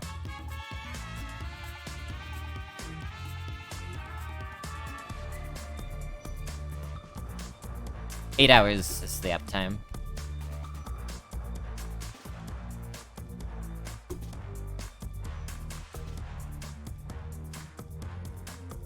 Yeah, I mean, I could finish this run and then feed them. If this run takes another hour, that's no good. An hour later than dinner time? It would be furious. It would be furious. Definitely could do a flip here. I think I like it.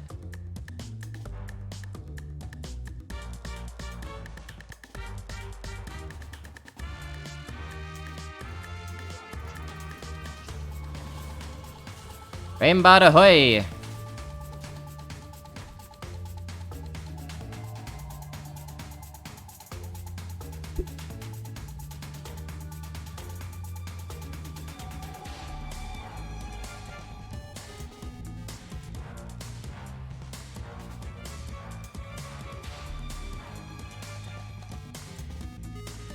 Yeah, it's been a good streamy day. I'll stream tomorrow and then not Saturday, probably. But I usually do.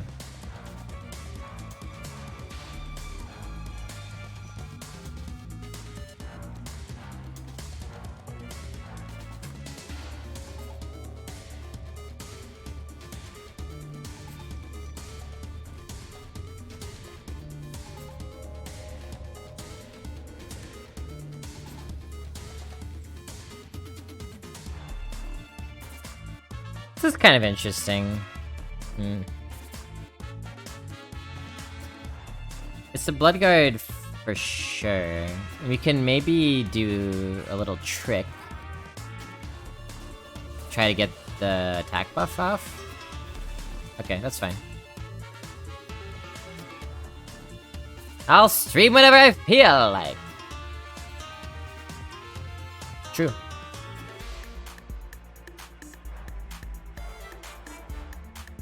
Yeah, hard to deal with that. Are they thinking about whether to hex it or not? Terrible, hex in terms of, like, tempo and value. But maybe a necessary one. They don't seem to have it. Yeah, so we can go wide with Pride.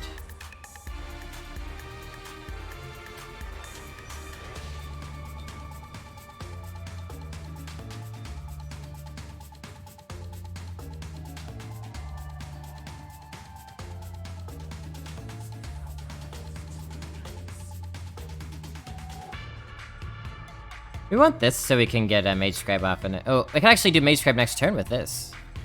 Pretty hot.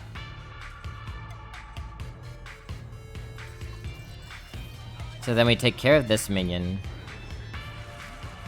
Like so. And send that face. And are generally happy with how things are going. Only turn 6? We already have this much power on board? My friends, that's what? 17 power? Yeah, 17 power, turn 6. Oof. Gold Toad, are you asking about MVP? Oh no, oh, the opponent played a Gold Toad. Yeah.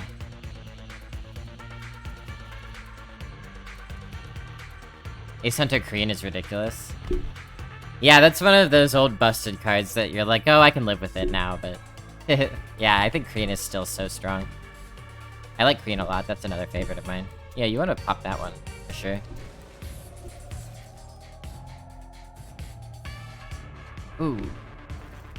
No, my plan! Yerk?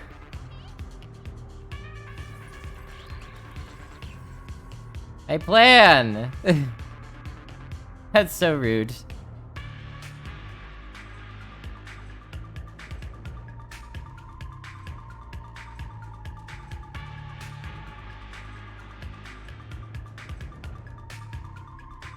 Kind of the original ramming mount?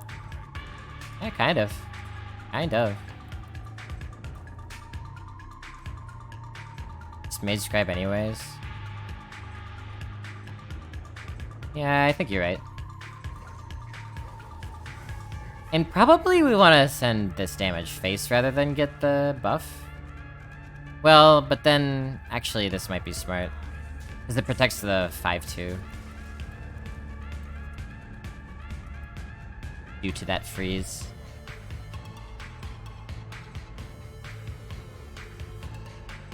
Okay. Ah. Hey, we need a good demon companion. A good demon companion. Rush would be fine. Or charge or whatever it is.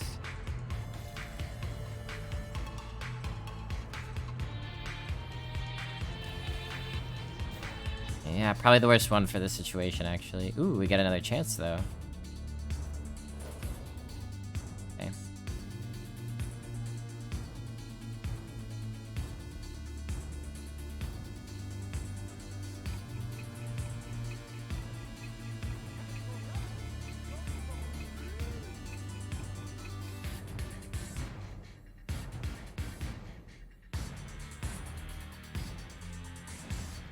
We never had lethal, right? I think not.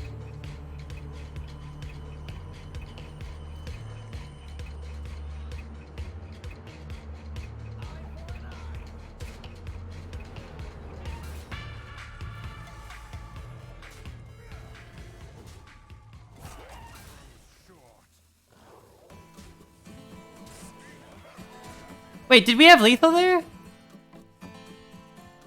It seems like we probably did if we're one off with the way I did it. I'm sure we must have. Whatever.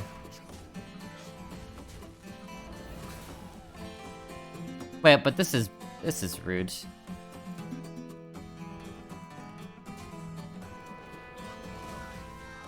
We still win, right? Yeah, no way that's enough for them. Especially with the clean hits. Yeah.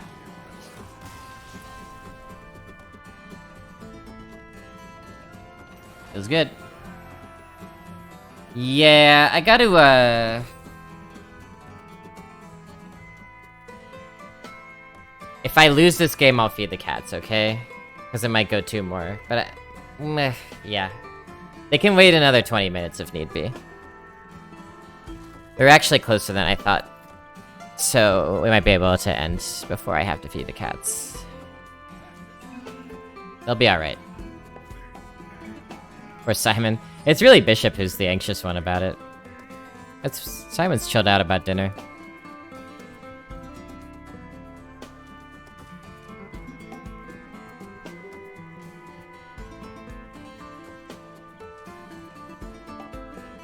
I don't know, it's kinda good.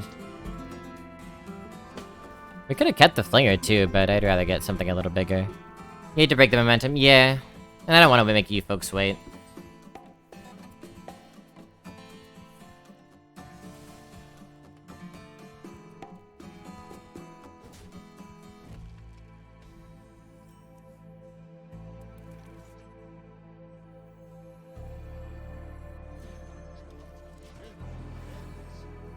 Yeah, pretty good start for us. Let's see what they've got. Definitely scared of another Demon Hunter. But it seems like we're aggressive enough to have a decent matchup against Demon Hunter. We haven't seen Cycle yet. I'll knock on the wood over here.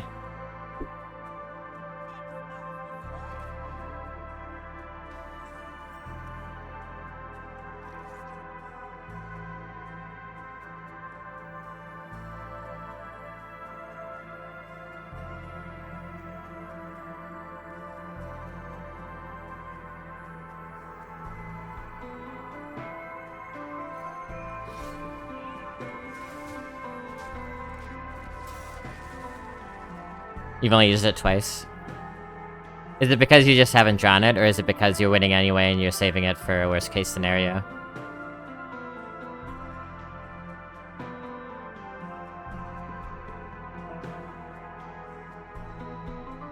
Haven't drawn it. I'll try to play fast, K-Cats. Yeah, I'm gonna tell you right now, within the next 10 minutes, Bishop comes walking through this door here. Indignant.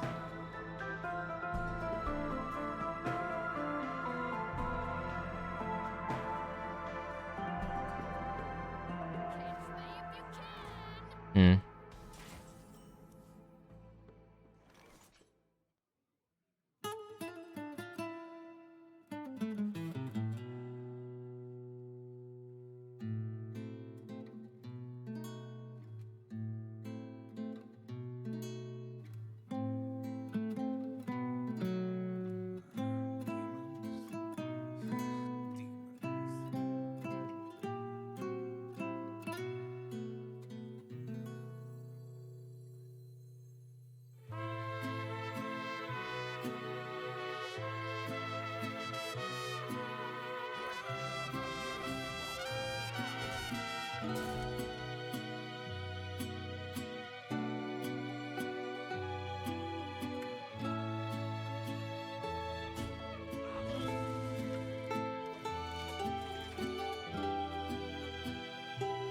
Three marrow slicers? Now that's my kind of demon hunter. Oh yes. Three marrow slicers, that's a way to hunt for lethal. Love it.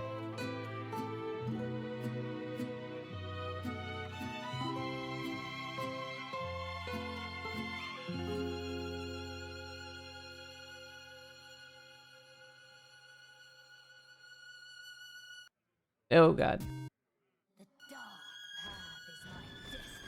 Just click. Oh, interesting. Huh.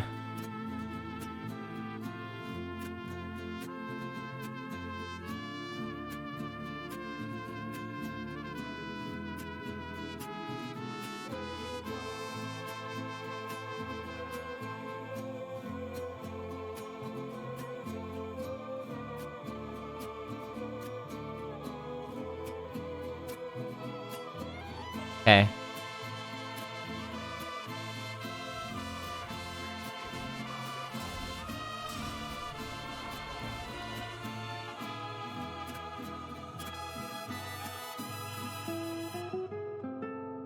I totally messed up the play that I intended to do. I just messed it up. I needed this on the board. So what are we gonna do instead?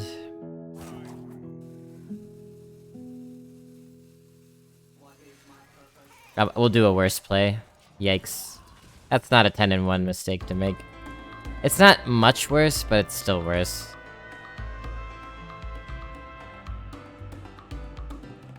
Holding this back might pay off though, because they would have gotten like a value trade on it. So maybe holding it back might be okay. Yeah, okay.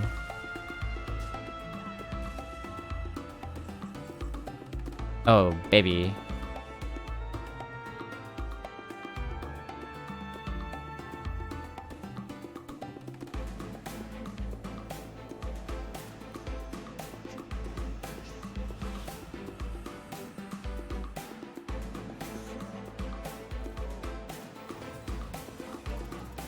Ended up working out.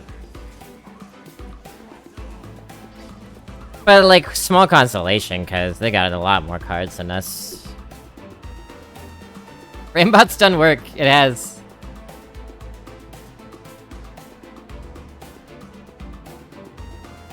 Maybe we'll get something kick-ass out of here. Kick-ass. Oh, they don't like losing health, huh? Okay, pretty slow turn. They killed this. You better kill that. An absolute unit. An F unit.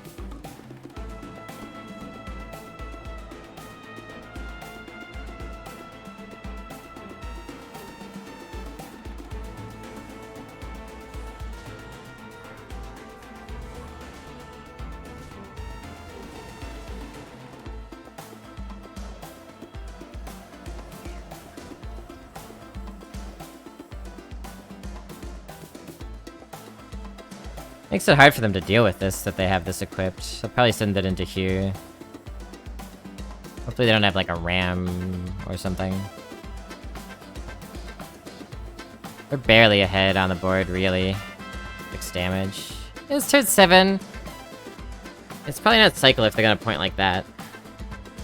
If it was Cycle, we'd probably be out of it, but I don't think it's Cycle here.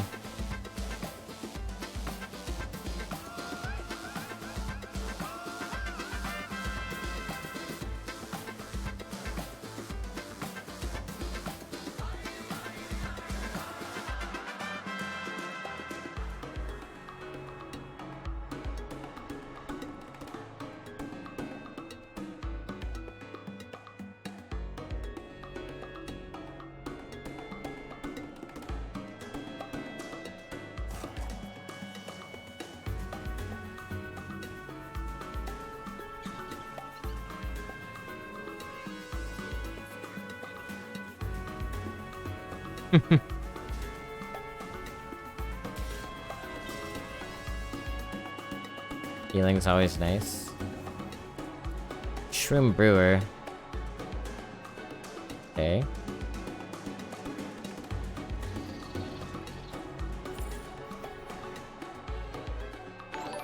Yo, hey! Have some prime while I learn. Thank you, Orige. Thank you so much. Appreciate it. If anyone else has some Prime subs, they're free for you to use. So use them if you please. Owl? Ever?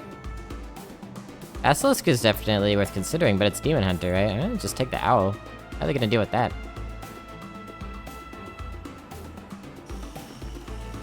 How are they gonna deal with that?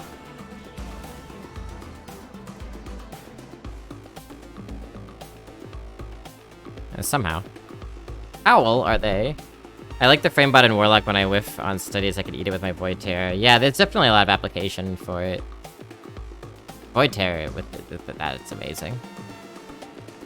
And as its name suggests, it's a really great frame if you have anything magnetic whatsoever.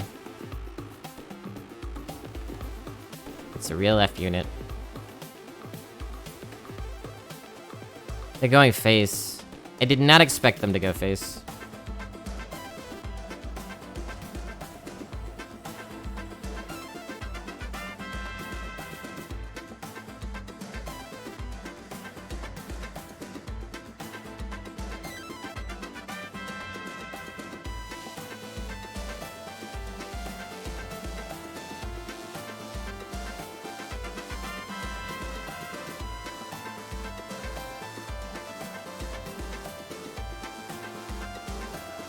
This is happening regardless of anything else.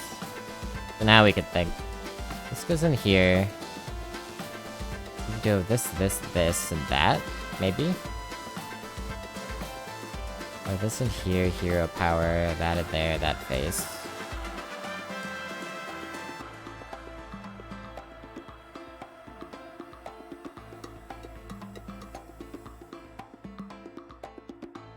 We would take 4. It's so scary to take 4. I don't want to do that. Let's do it this way.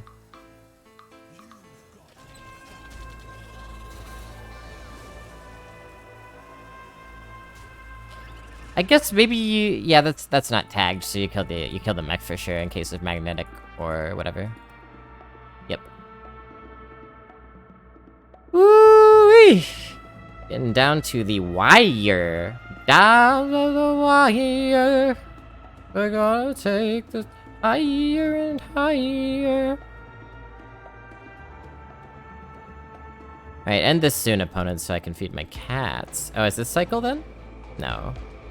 Could be. What do you have planned, bud?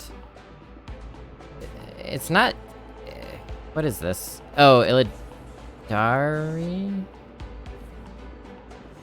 And they just committed to this Smork idea. Really? Is it... Are they looking for Illidari? What's going on? I don't get it. 5, 9, 10, 11, 12, 13, 14, 15. Can we find lethal? I think we probably could. Glavesmith, right? 5, 9, 12, 15.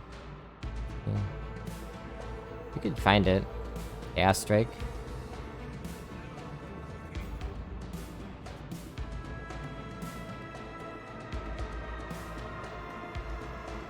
App Golem might help a lot. I'm so confused. What's going on here? Does this set up lethal? I hope it does. Sure does. Alexstrasza? It could be Alexstrasza. This right here might be Alexstrasza. Or they might have had it in their deck. Is it? Deathwing? At least Deathwing they get this. Arcanist. No, we're good, right? Yeah, they don't have it. We have perfect lethal. Yes! Perfect lethal! We got it this time! Not one off! Woo! Alright, we gotta win this last game nice and quick. Do it for the cat!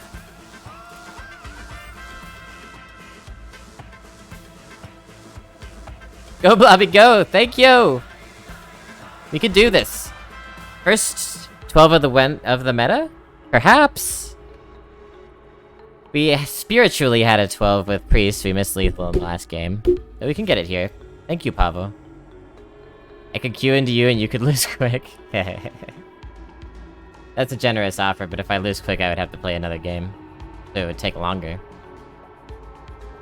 Oh, that's a nice sunset. Here.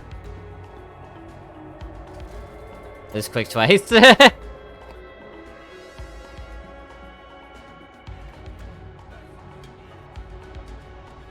All Demon Hunt is up here. I think these two go away. Fast we keep, I guess. These are good. Penflinger I could take or leave, but... You've been anti-sniping me. Anti-sniping? Hello, I'm anti-sniping. I'm anti-sniping, hello! I wonder with the glaive if you ever don't equip it on turn 1. Like, if I don't draw something... Yeah, if I... So, like, do you ever hero power and... then glaive with hero power on turn 2? No, I don't think so, because you might Penflinger hero power on turn 2 in this case. Like, if they play a 2-3, you Penflinger and you hero power. Yeah, this is right. Maybe if Viper was back in. Yeah, although that's not relevant on turn 1. Or like ooze and... yeah. What?!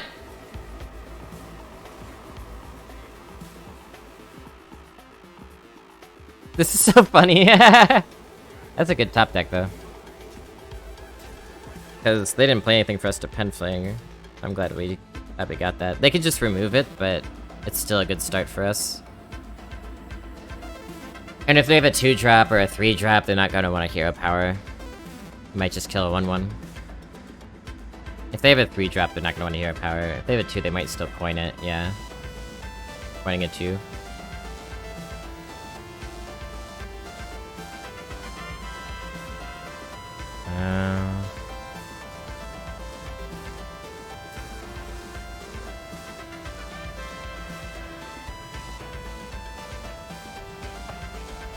Yeah, Basilisk is not really great on this board. I'm gonna go with this play.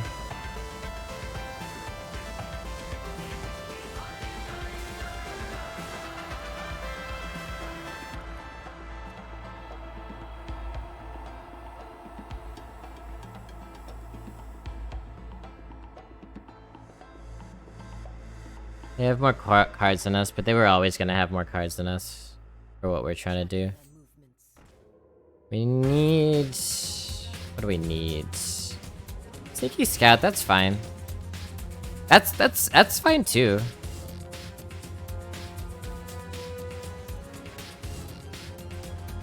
And I feel like I give them a false sense of security and I use the weapon charge here. We might just Basilisk and weapon and hero power again. They might go here. That's probably what they do. That's not what they do.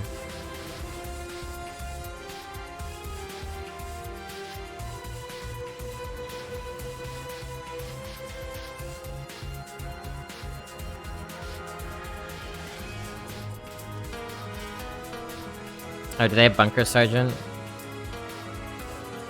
Bungle. Yeah, that's fine.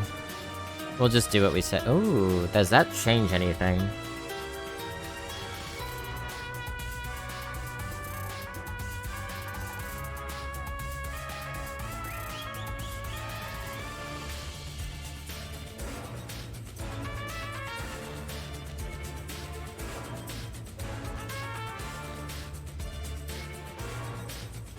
No. It doesn't. It doesn't, because you can't quite full clear without using this, right? Like, 2 into there, and then you have 1, but you can't kill that. Yeah, it doesn't work. So, we just do this. Our surprise worked, though. Happy to report. Having 2 Dread Prison Glaives in this deck was really good, and it has convinced me about the value of this weapon. Our last Demon Hunters were more mid-rangey, but with an aggressive Demon Hunter, all the little damage amounts that the Dread Prison Glaive puts in are so valuable. That hurts. I was hoping to get a little bit more mileage out of our poison. But I guess we forced them to use their removal. And now the board's empty for, presumably, Mage Scribe. Yeah. And then we can hopefully draw into a spell next turn. Demon Hunter doesn't really have hard removal, right? What do you do against Mage Scribe?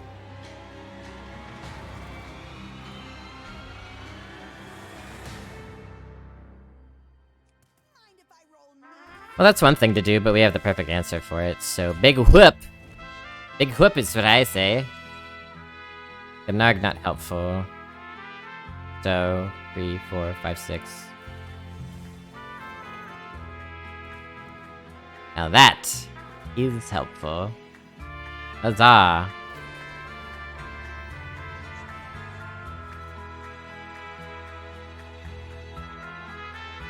Oh my god, that's so helpful! How do we do this?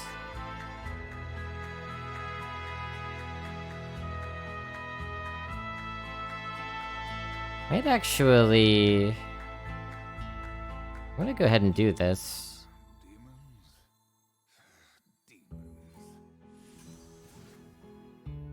That's so good, though. Oh my god, that's good. We'll go ahead and do this, and then just send these into here. Yeah. I'm pretty happy with this! It's a good hand. Basilisk Broom. I guess Mage Scribe should be in the middle because of Thresher Broom. That's happened to me already. It's Broomstick, not the one we were expecting, but it is Broomstick.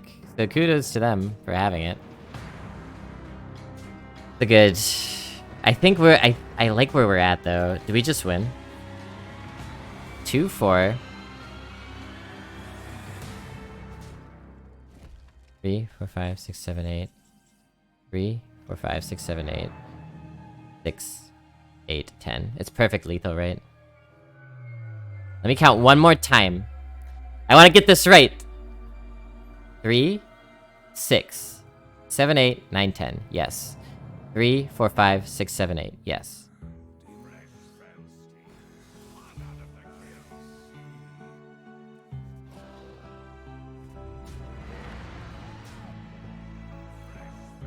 Yes!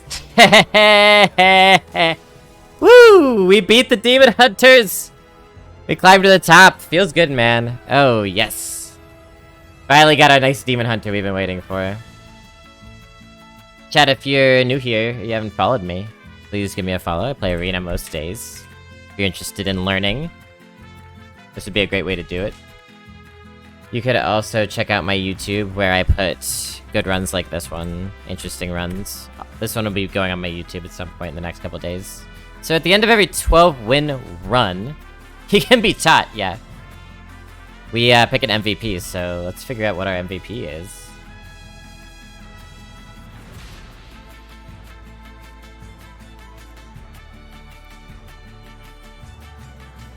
Demon Companion? No. Dread Prison Glaive actually could be it, right? Frame is tempting, so let's look through here. The Vanguard is another candidate. Commander is a candidate. Upgradable Framebot, a candidate. A candidate. Oh, this was so good for lethal. Oh, so fancy. Mage Hunter I usually like, but it didn't do too much for us. Yeah, none of these. And I look at the structure of this deck, chat. Like, this, I think, is the way to go in this meta. I've been suspecting this for a while now, and seeing it work out is really nice. Having just the one Wrap Golem on the top and the Mage Scribe, so nice. And the Bloodguard did so much. Bloodguard's a candidate. Those are the only candidates. You stole the game before this with the Ripper Frame. We did the Ripper Frame twice, I think. It's just, I don't know if it was around... Was it around the whole run? Not really. It wasn't around the first half very much.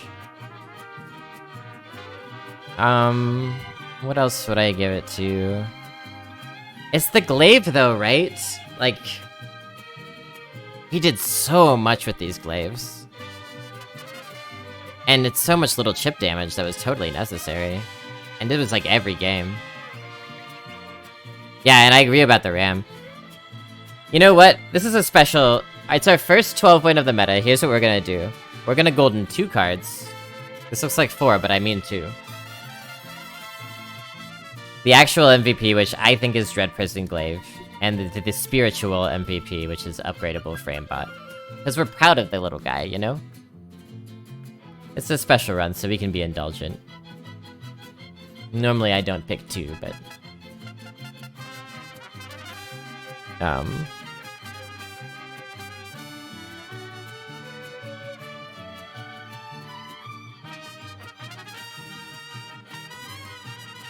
Da-da-da-da! Double gilding! I should,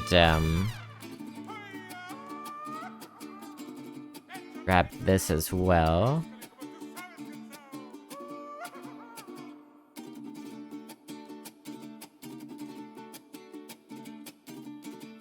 Alright. Rewards! Remember that one crazy match we lost? Yeah, we only lost one, huh? And that was the one... Wait a minute. That was the one where... we kept having lethal set up, right?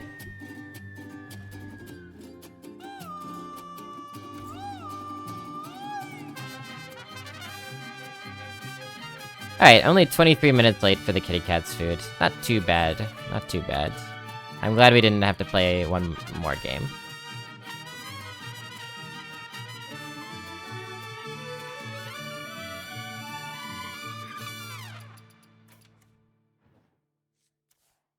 Upgradable Framebot. I have enough dust. Yeah. And... oh, look at him, he's waggling his arm around. Yeah, I like that. What's it called?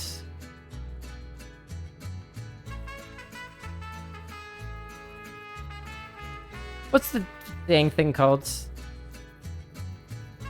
The Dread Prison? Yeah, that's what it's called. Thank you, Blobby.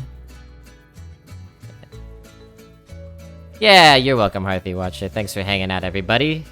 Off on holiday, so I'll be around a bit less. No problemo.